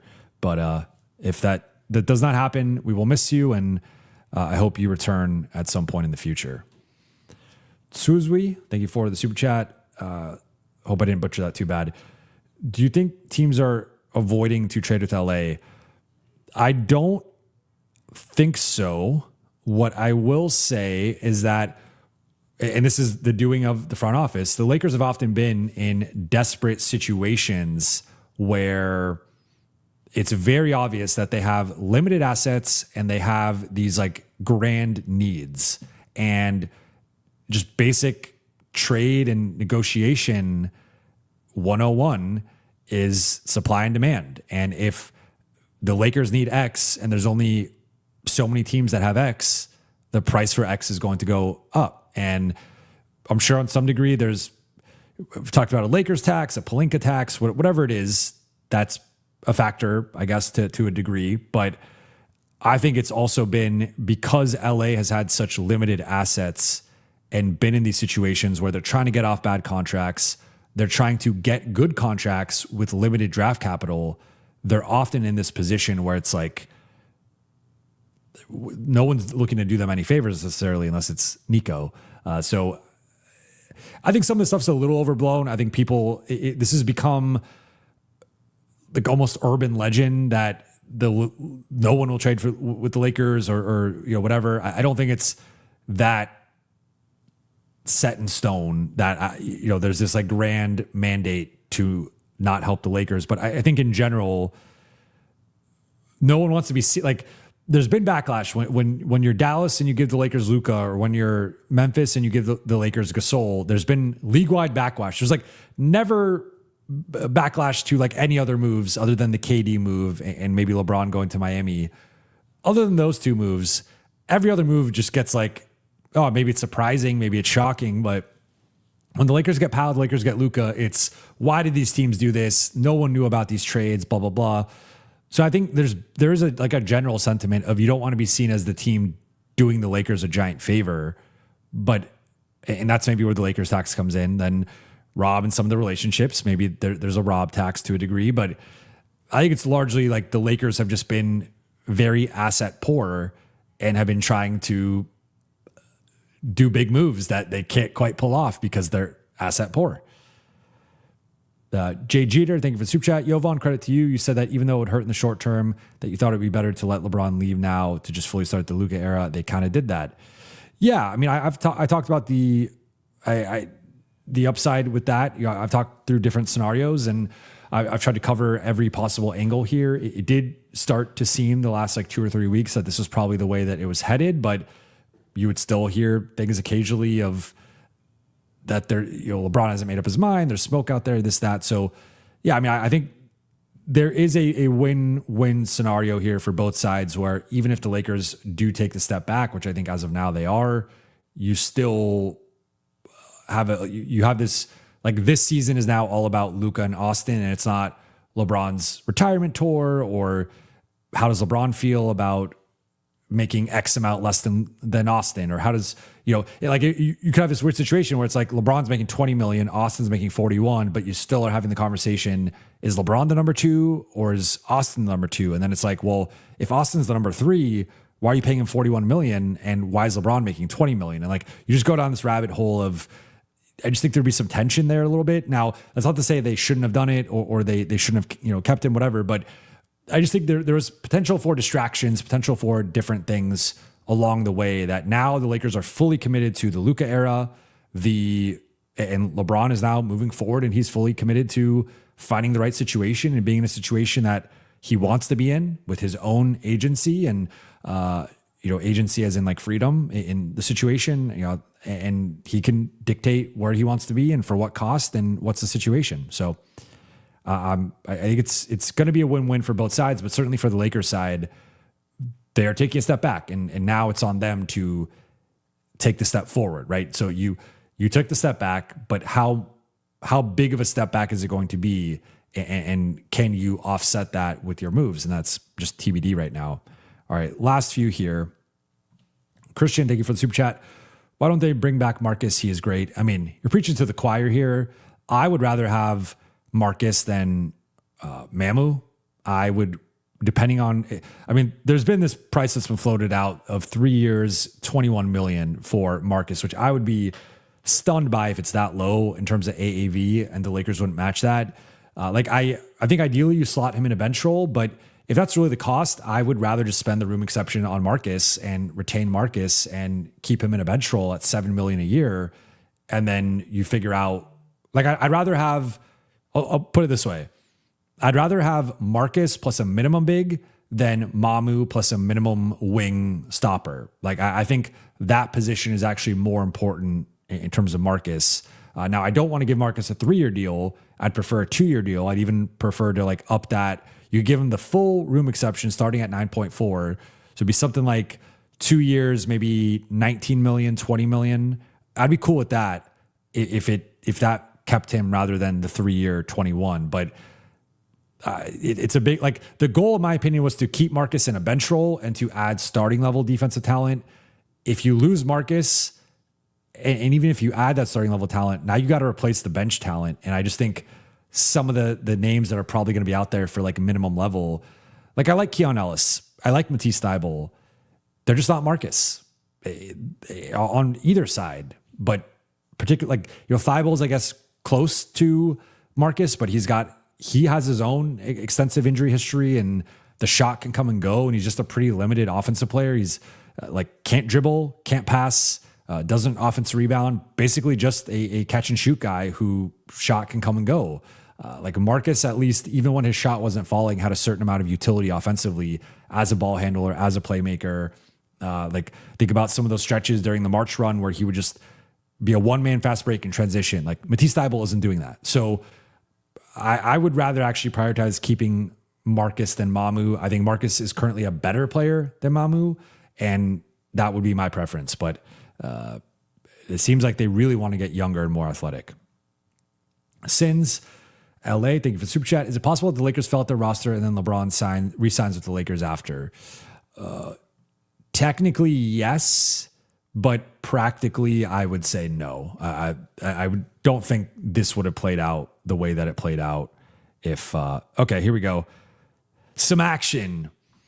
Let's go to the pulling it up here on my notifications. Here we go. One sec. Keon Ellis is off the board. Wow, that's a big contract. 2 years, $18 million to the Nets. So that eats into the Nets cap space, does make them less of a player in terms of using that cap space to potentially pursue a Kessler, a Duren, a Watson. So it's a factor here. But Keon Ellis does technically qualify in my $10 million and less. I thought, to me, like $6 million is more his value. If Jordan Goodwin's getting $6 million, I don't think Keon Ellis is $3 million more. Or should be more than him, but that's what they got. So technically, yes, LeBron can still resign, but I don't think we would have all the updates that we had today and like the not so. I mean, there's been some not so subtle shots from the LeBron side, the clutch side specifically toward the Lakers with some of the reporting of he wants to play meaningful basketball. Like in a way, some of the aftermath has been LeBron basically saying, I don't think the Lakers are going to be that good. I don't think they're going to be contenders this year. So we'll see. In defense of the genre, thank you for the super chat. Did part of you think that the front office had some secret to make the Westbrook trade work because of how much of an obvious bad fit this was? No. What I remember about the Westbrook trade is my first draft of the trade was so negative that I actually had to kind of tone it down a bit. And I still wrote the most negative. I mean, you could go back, it's on The Athletic. I wrote I tried to think about what's the potential upside here, what's the logic for it. So I did have like some optimism or upside conversation within my piece. But if you look at my breakdown of that compared to every other beat writers, I thought I was easily like the most grounded in reality and the most negative, because it was like, this dude is arguably the worst fit in the NBA to be that third star. I will say Ben Simmons was worse, although Ben Simmons worse shooter than Russ, but bigger, better defender than Russ. So like even that you could debate. We're talking about like that version of Ben Simmons before. This was pre, Atlanta series Ben Simmons. That would have been debatable, I guess, in terms of like who's the absolute worst third fit. I think you could have thrown DeRozan in there as well, just because of his lack of 3-point shooting, but close to like the bottom of potential third stars to fit next to LeBron and AD. So I never thought it was going to work. I guess I didn't think they'd be as bad as they were. I just thought they would not win a championship with Russ as the number 3 guy. I didn't think they were going to be lottery level, like couldn't even be a play-in team bad. And part of that was the supporting cast. Part of that was having so many old guys. But no, I did not. I really wish I had the show back then. It would have been fun to, not fun for some of you guys. It would have been fun to to break it down in the moment. Lakers Sean, I think it was super chat. Walker and Reeves would be 75 to 80 million with lots of postseason concerns. Am I the only skeptic? No, I think that would be a fair level of concern. Like, we've never seen Walker Kessler in the playoffs, so we just don't know what he looks like and how he scales into a postseason role. Austin, I personally will continue to contend that some of the stuff is overblown, and that especially that second half of this past postseason, he was really impressive in games 2 through 4 against OKC, dealt with some turnover stuff and some defensive stuff, but shot the ball very efficiently, put up 25 and 7 on really good percentages. Like, if you look at how most guards perform against OKC, Austin has actually performed on the high side against OKC compared to plenty of all-star and all-NBA guys over the last 3 years. So I would say the Austin stuff is a little bit overblown, with the exception of the Minnesota series. But regardless, there are questions about I think Austin's more of a number 3 offensively than a number 2. But right now the Lakers are slotting him as a number 2. So we'll see if he continues to develop and be a full-time number 2. Like, I'll say this, the version of Austin we saw the first 2 months of the season, I think that's a true number 2. The version of Austin post calf injuries in December that to me is more of a number 3. So we'll see which version we get this season. The Lakers are going to empower him as a number 2. And then with Kessler, again, it's just a wild card. We haven't seen him in the playoffs. Is he a Duren or is he a playoff riser, right? Like we'll see. I would say actually the other thing I'm skeptical of or concerned with these two is the health, right? So, I mean, Kessler, I don't want to blame the shoulder stuff too much, but because I just made that point earlier, it's just like in general, you just don't know how his body's going to hold up. Like 7-footers can deal with random stuff all the time. But I don't think his injury risk is necessarily higher than any just random big man. With Austin, though, there's been some stuff, right? Like he's been banged up. There's been a war of attrition element throughout seasons with Austin. So I do have some concern with Austin and like just his wear and tear throughout the course of an 82-game season. That's something to monitor. But I don't think it's all hunky-dory if you just add in Walker, Kessler, and Austin. But Austin's on the team, but add in Kessler, like there's some concerns. I'm not going to lie, but or deny that. It's just I think there's concerns with any player combination realistically, and the key to me is you have your core and you build out from there, and you offset those concerns with as much supplementing and complementing of those key players as possible. And I think the key for the Lakers is if Kessler does end up being the third guy, or at least 3, that's 3 of the top 4 guys, then from that point on, it's like, okay, what does Kessler need? Well, Kessler needs a certain amount of shooting. He needs a certain amount of playmaking. You get some of that with Luka and Austin. He also needs some foot speed, some athleticism, right? So now you need some athletic defenders. What do Austin and Luka need? They need athletes, they need length, they need defense, they need motor. Okay, go get those things. And like, I think there is a Venn diagram of what they both need in general with speed and athleticism that if I'm the Lakers, that's my priority. And we'll see how they do with that. Dub9 Raider, thank you for the super chat. Honestly, why isn't Rob been fired at this point in his Lakers tenure other than relationship with Genie? Every fan and analyst I know thinks he's terrible. So I think, short answer here is like, I think the Luka trade bought him a lot of goodwill with the organization and just with the primary players here. Like that was a monster trade to pull off, and the way that he pulled it off in terms of keeping it under wraps that entire time and keeping Austin out of the deal. Like there's a version of the Luka trade that I still think people would say the Lakers won the trade, but you could have had Austin and an additional first round pick in that trade. And just think about like where the Lakers would be right now without those two assets. So I think he did a great job negotiating the trade and also the secrecy with the trade. And that to me is what ultimately led to that contract extension. Because to your point, like you could argue post Russ trade through the Luka trade, there had not been many hits. There had not, like they botched JHS, they botched Dalton. DFS was a nice hit, but not something to write home about, so to speak. Like there was not a lot to take away positively from like 2023 to 2025. Then out of the blue, he comes with the Luka trade. And that's where I think that propelled a level of job security that he might not have without that. Carson Parker, 260, thank you for the super chat. The Indy trade was that close back then. Yes. So our report, like it had gone to the ownership level and had been, there was a framework that had initially been agreed upon. And then at the last second, our understanding was that Genie pulled the plug on it and decided not to, and felt it was, because it was going to be 2 firsts. It was going to be 2 firsts plus Russ for Turner and Hield. And she felt that price was too steep and that they were giving up on Russ too early.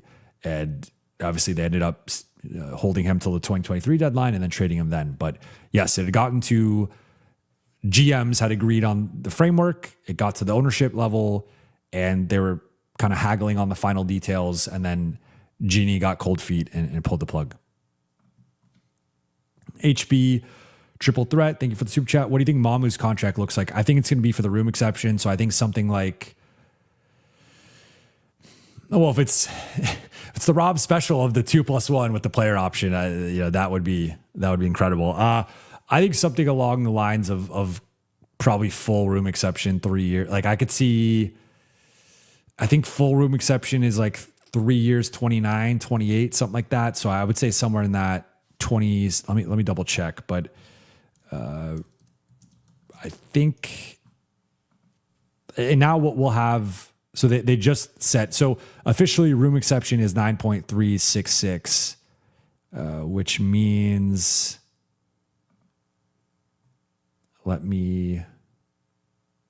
here we go. So previous room exception was projected 9.425. So that was a little bit higher. But the 3-year max was 29.7 million. So I'll say, I think it'd be high 20. I think it'd be potentially a 2+1 or a 3-year deal in the mid to high 20s. That's my prediction for Mamu. Rich, thank you for the super chat. All roads got us to Luka. That's a win. Imagine today without Braun, AD, and Luka. I'm a silver lining guy. This had to happen all 8 years of it. You know what, Rich? You are a silver lining guy, and I appreciate you've got like the Ted Lasso optimism that I really envy and appreciate. And I think it's a very healthy and mature, responsible way to look at life. So I kudos to you, hat tip to you. Yeah, I mean, I think, and also I'll just say this, like I'm firmly on the side of LeBron's 8 years were a success. He won a championship. That's the bare minimum you need to deliver in LA, but he delivered it from the jump. And frankly, we could put the Russ trade on him to a degree. I don't think it's fair to put it entirely on him because you needed Rob and Jeannie to sign off on it. So that's where it's like LeBron can demand this, but Rob then has to have the conversation with Rich and LeBron about why Russ doesn't fit. And then Jeannie obviously has to sign off on it too. So I think at a minimum, you split that blame across those 3 people, to say nothing of any of the external parties involved. So I think there's multiple people with blood on their hands from that entire situation, but like you could put part of that on him and you could say that's why the Lakers struggled the next couple of years. But I would argue that they did not do a great job digging themselves out of the Russ hole quick enough. I think the Turner trade would have been an example of that, doing it just immediately after the season. Like it was a disaster, move on that summer, move on that off season, go into the next season, new vibes, Russ is gone, and you have Turner and Hield in there.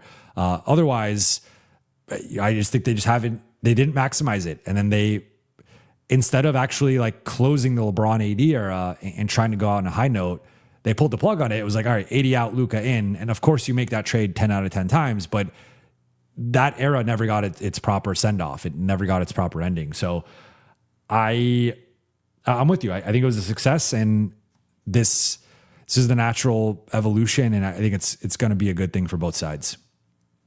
Jay Spares. So Bronny gets traded wherever Braun lands though. Thank you for the super chat. Not necessarily. I wonder, I have an inkling that the Lakers knew yesterday and still decided to keep Bronny because the alternative would have just been 1.2 million dead on your cap, which is not a big amount, but it's still like you would probably just prefer not to have that dead money on your cap sheet. So I think for the Lakers, it made more sense to just opt him in.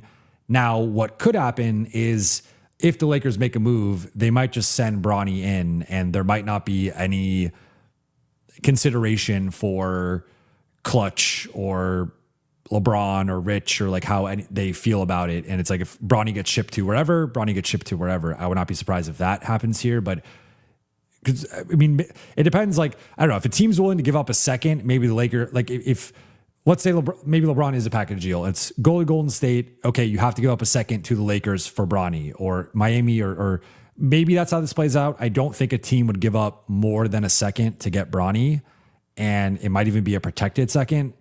And for the Lakers at that point, you get off, you clear the roster spot, you get an asset out of it, and then you replace Bronny with a minimum level player who might fit better or whatever, depending on the roster. So I don't think it's a foregone conclusion. I don't think it's that definitive, but I understand that like that's probably how it's going to play out. Or at a minimum, I think Bronny is no longer. I think before there was like we're not putting Bronny in any trade because of LeBron. With LeBron gone, I think that cover's gone, and it's either sending him to LeBron's location or potentially just putting him in a trade to get off of the salary. And it wouldn't necessarily be a consideration of like does Clutch want this? Does LeBron want this? Does Bronny want this? It's going to be treating him just like any other player, and we want to create this roster spot, so he's sent somewhere else. Nathan Diamond, thank you for the super chat. Chances of an LBJ sign and trade, an asset or trade exception. That is possible. I would say that I think it's more likely that they do not do a sign and trade than they do, because if you are, it depends on the team and the situation and how much, because some teams just can't take on more money. Like, for example, like there are teams that are close enough to the first apron where they really can only fit LeBron in at that non-taxpayer MLE. And it's not like, oh, well, the Lakers could sign LeBron to a $40 million deal and, sign and trade him to you for that. And they're like, oh, let's bring on LeBron for $40 million. It's like Miami is right up against the apron. San Antonio is going to be up there. Minnesota is up there. Like, these teams are not. Golden State, I think, is a little bit more flexibility. Cleveland's above the second apron. Like, there's some real limitations here with several of these teams in terms of being right up against the first or second apron, or even being above the second apron. And so I think with the teams that he's looking at and with the financial situations, like the one argument for it, obviously from the Lakers, you would want to do it, right? You want to get an asset and get something back, either get the exception or get an asset. So I get it from the Lakers side. From the LeBron side and the new team side, that is a little bit more complicated. And also, one of the things that's going to happen here is the Lakers are going to rescind the rights to LeBron if they sign an offer sheet guy, or if they pivot off the restricted free agents, make some other moves. They're going to have to rescind the rights to LeBron. So that means that they will no longer have his rights to sign and trade him. So if they did sign and trade him, it would be, it would have to be him as a free agent, but I don't think, technically if you rescind the rights, you can't do a sign and trade. So yeah, I would say the odds are unlikely, if not low, that they end up doing a sign and trade. Colby, thank you for the super chat. I'm a Braun fan, but I'm not leaving this fan base. I watch all 82 Laker games and all 82 LeBron's team. Hey, more basketball, the merrier. I appreciate you, and I appreciate you not leaving. Shout out to Colby. And final couple, Matthew the Sicilian, thank you for the super chat. Honestly, Jovan, if he doesn't care about money, why not the Knicks? That would be insane. It's a fair point. I think he's been publicly kind of anti-Dolan through the years. They famously botched the 2010 pitch to him. And then on top of that, I think it would be, even though he's not as good as, like, anymore, obviously we're talking current LeBron, as KD was when he joined the Warriors, and the Knicks aren't as good or perceived to be as good as that Warriors team, even though the Knicks won the championship, the Warriors are coming off the loss. It's tough to join a championship team, I think. And like, that would be, well, you could argue if he goes to San Antonio, Minnesota, that's also like a version of ring chasing. If you want to be a cynic, I think people would also, or definitely say that if he goes to New York, and it would be, oh, look at LeBron's jumping on the bandwagon. And then if the Knicks don't win, it's going to be held against LeBron. So I would say the Knicks is a pretty low probability. Lakers since 1990, Lakers need to take Jamarian Sharp, G League Defensive Player of the Year. I'm aware of the name. I'm not as aware of his game, so I will look into him. Daniel, thank you for the super chat. I get why you/media won't outright criticize LeBron, but even Stevie Wonder can see he's terrible at roster construction, asset management. If Rob has no haters, I am dead. I hope he proves me wrong. Thank you for the super chat. I would like to say that I've been fairly critical. I have said multiple times today, both on my show and Lakers Collective, I'm skeptical of his ability to build out a bench and to build out depth. And I've been saying for weeks, if not months, that I think the Lakers have had maybe not the outright worst 10 through 15 in the league over the last 5 years, but I would say almost certainly the worst 10 through 15 of any serious team over the past half decade. Like, the Lakers have had a revolving door of bad players, either young players or just fringe NBA level talent in spots 10 to 15 going on the last 5 years. So I feel like I've been pretty critical. There's a line, and also as independent media, I have to be careful with what I say. Otherwise, I don't want to have any access or credentials revoked necessarily, right? And there's a balancing act. I also interact with these people. I see Rob at pretty much every game. I see Rob at press conferences. And like, so if there's a time to go to the level that I think a lot of people want, then I will get to that level. But it's a balancing act. It's tough to just, some people, I would say the people who have it, who can do that are people who don't cover in the locker room, who aren't at games. If you're not covering it in person, you can say whatever you want. There's really no ramifications. As someone who is a credentialed reporter who has locker room access and access to the coaches and the front office people, it's like there's a line there. I try to be as honest as I can be.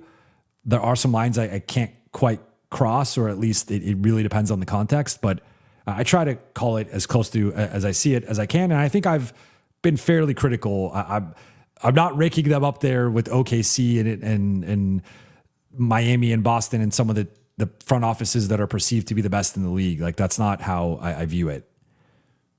Tai, I'm thinking for Super Chat. I'm torn because I only joined the Laker fandom because of Braun, but I don't think I'll get the coverage you and Trev do on a daily. I'll probably stay if you do. Well, my coverage is not going anywhere, so I hope you do stay. I feel for you. I have empathy for you, and hopefully the new coverage with the new team is great as well, but I would really hope you stick around. Then Andrew H., do you think one of Vando, Ayton, DK gets traded? Thank you for the Super Chat. I think one will get traded. I think if I had to rank it, I think I would go 8-1, DK 2, Vando 3, but it does depend on that ranking could change post. Like, I think if they add Kessler and they're also planning on keeping Jackson and they're interested in Mamu, DA's like an obvious candidate to be traded. If they strike out on the Kessler Duren, they can't get someone on the trade market. Maybe you go Ayton, Mamu, Jackson. I think that'd be really disappointing, but that could be a way. Or Mitch Robinson, Ayton, Jackson, something like that. Just depends on your approach there. I would say Vando's the least likely to be traded because I think it's going to cost the first, and that's going to be the going rate for getting off that contract, and that's a steep price that I don't think the Lakers are going to want to give up. Tony, thank you for the super chat. Hi, Jovan. Good day from Singapore. Good day. I don't know what time it is, but I'm assuming it's morning if you're saying good day. I want you to share, what are the players Lakers need to sign for a successful offseason? Share your new starting five. Well, shout out to Singapore. I would say my hope would be some form of, like, ideally you land Kessler in the low to mid 30s, and then you also sign, I think among the realistic four options, John Collins is the best current option, who provides two-way utility, athleticism, rebounding, toughness, and shooting. I think he shoots, like, if you're going to lose Rui, I think Collins gets close to Rui as a shooter, though I would still give Rui a notable edge. But then he's more athletic, more dynamic, better rebounder, better roller, better cutter, better finisher, better defender. I just think he checks way more boxes. So my goal would be a Kessler Collins 4-5 combo, and then you trade for a wing. So you could trade for Herb Jones, you could trade for Derek Jones Jr., you could trade for PJ Washington, one of those types of guys that I think slots in as an elite starting defensive wing. And in terms of shooting, what's interesting is Derek Jones Jr. is actually the best shooter of those three, but I think Jones and Washington are at a different level than Herb Jones. Derek Jones and PJ are at a different level than Herb, but some combination of those three, I think those are, if you put a first on the table for any of those three, I think you could get them. Herb, they want two, but I think you could probably get him for a first. So in this scenario, it's spend your primary cap space on Walker Kessler and John Collins, then do a trade with some form, some combo of DA, Vando, and or DK for one of PJ, DJJ, or Herb. And I assume putting Vando in, they're going to want more, so maybe Vando's not in it, but some combination of DA and DK with the first, I think you could get one of those guys. And that to me would then check the 3, the 4, the 5 offensively. Defensively, you have some utility with that guy that can defend multiple positions. And then you have the room exception left over. You potentially keep Luke, or maybe you still add the Mamu, or you go out and get, whoever's the best perimeter guy that fits what you can afford based on that 9.4. So that would be my new starters plus a key bench guy. That would be my preferred build. And then final 2 here, Jordan Jones. Thank you for super chat. If LAL gets Walker Kessler, would you favor the Lakers in a playoff series against the Warriors with LeBron, both teams fully healthy? Depends who the 3 and the 4 are and what the bench looks like. In general, I would take Luka over Steph, and then you're kind of at LeBron versus Austin, which for as high as I am on Austin, I think LeBron clearly is the better playoff player as of right now. So I would lean LeBron over Austin. I don't think that's a controversial opinion. And then, is AD in this mix? Is it not AD? In theory, I would lean Lakers, but it depends on how Golden State fills out their roster, what happens with Butler and Moody. Are those guys able to be contributors or not? Because if they're not, that's a lot of dead money on their cap sheet and 2 projected rotation guys that are just out or maybe compromised. So it's really difficult to say, but I think Kessler would be a big get for the Lakers. I think it would put them, keep them in that top 5-ish mix in the West, depending on, again, the rest of the roster. Maybe it could be a little bit higher, but I don't think much lower. I think 5 is probably their floor if they get Kessler. But it's tough to say without knowing the full rotation or starting group. Doc Geo, thank you for the super chat. This is the final one. 1, did LAL make the correct move rescinding Mark Williams trade? 2, how likely is it that Connect will become a productive player for the Lakers? 1, yes, they did. I think if you look at the way Mark Williams' career has played out since then, he just got re-signed on a 3-year, $36 million deal. So based on his health this past season and the fact that the market / the Suns dictated he's a $12 million center. A $12 million center is not worth a first, a swap, and a rookie who had a promising start to the season. So I think in retrospect, it would have been a clear overpay. I mean, at the time, I was a little bit critical of the price. I said it's a little aggressive, and you could also argue, hey, Dalton has not panned out, so maybe it's a more appropriate price, whatever. We could debate that. But I think clearly Mark Williams is not good enough to be the starting center on a championship team. He was not the answer for the Lakers, and he's probably trending towards being a high-level backup than a starter. So I do think it was the correct move, and we still don't know how he's going to age, how his body's going to hold up, etc. Second part of this, I think it is highly unlikely that Dalton Connect is a productive player for the Lakers moving forward. I think he's probably going to be moved this summer, and that I think it's more likely he's gone than not at this point. But even if he does stay, they kind of drafted his replacement in Cameron Carr.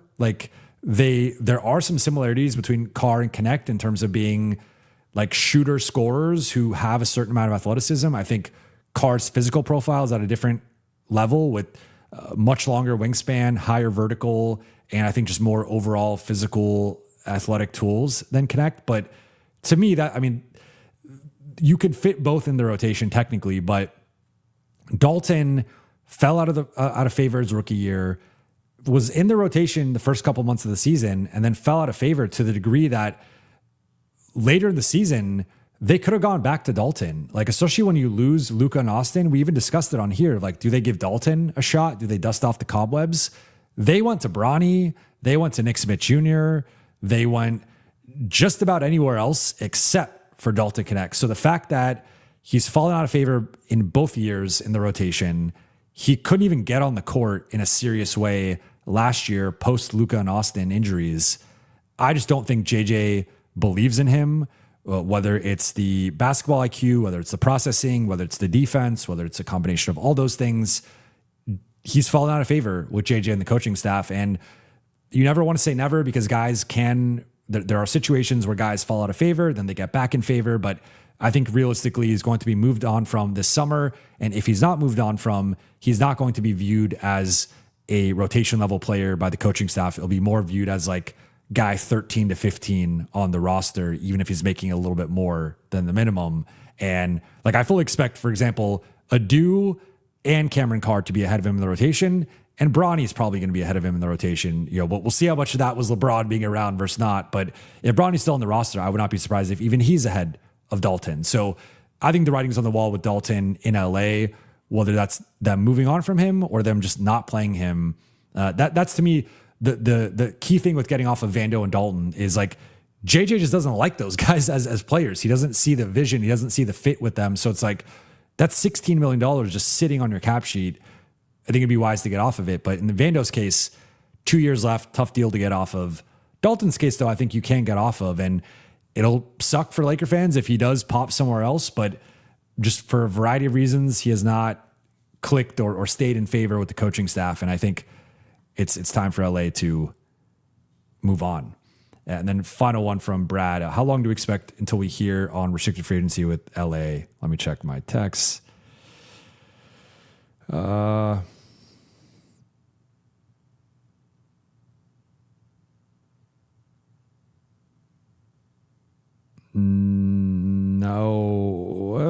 not really.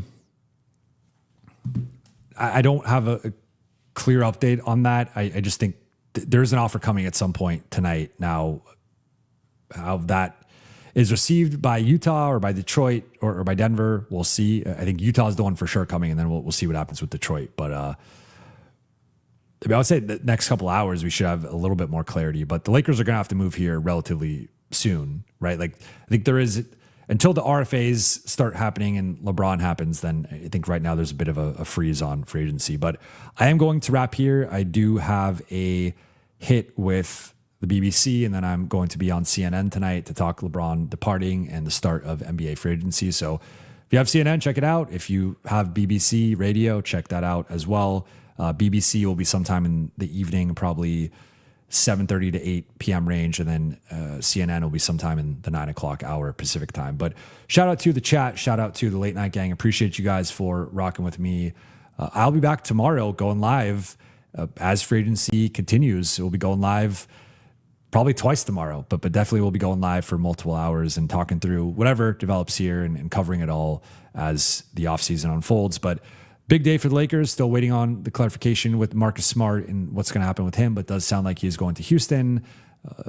LeBron James is going to play a 24th season somewhere else, and he will no longer be a Los Angeles Laker. Kawhi Leonard is back in Toronto for a higher price than the original price they paid for him, which is absolutely wild. And crazy first day in free agency from a LeBron Kawhi perspective. Basically nothing else has happened outside of Keon Ellis and a couple of smaller deals. But shout out to the chat. Shout out to the late night gang. Appreciate you all.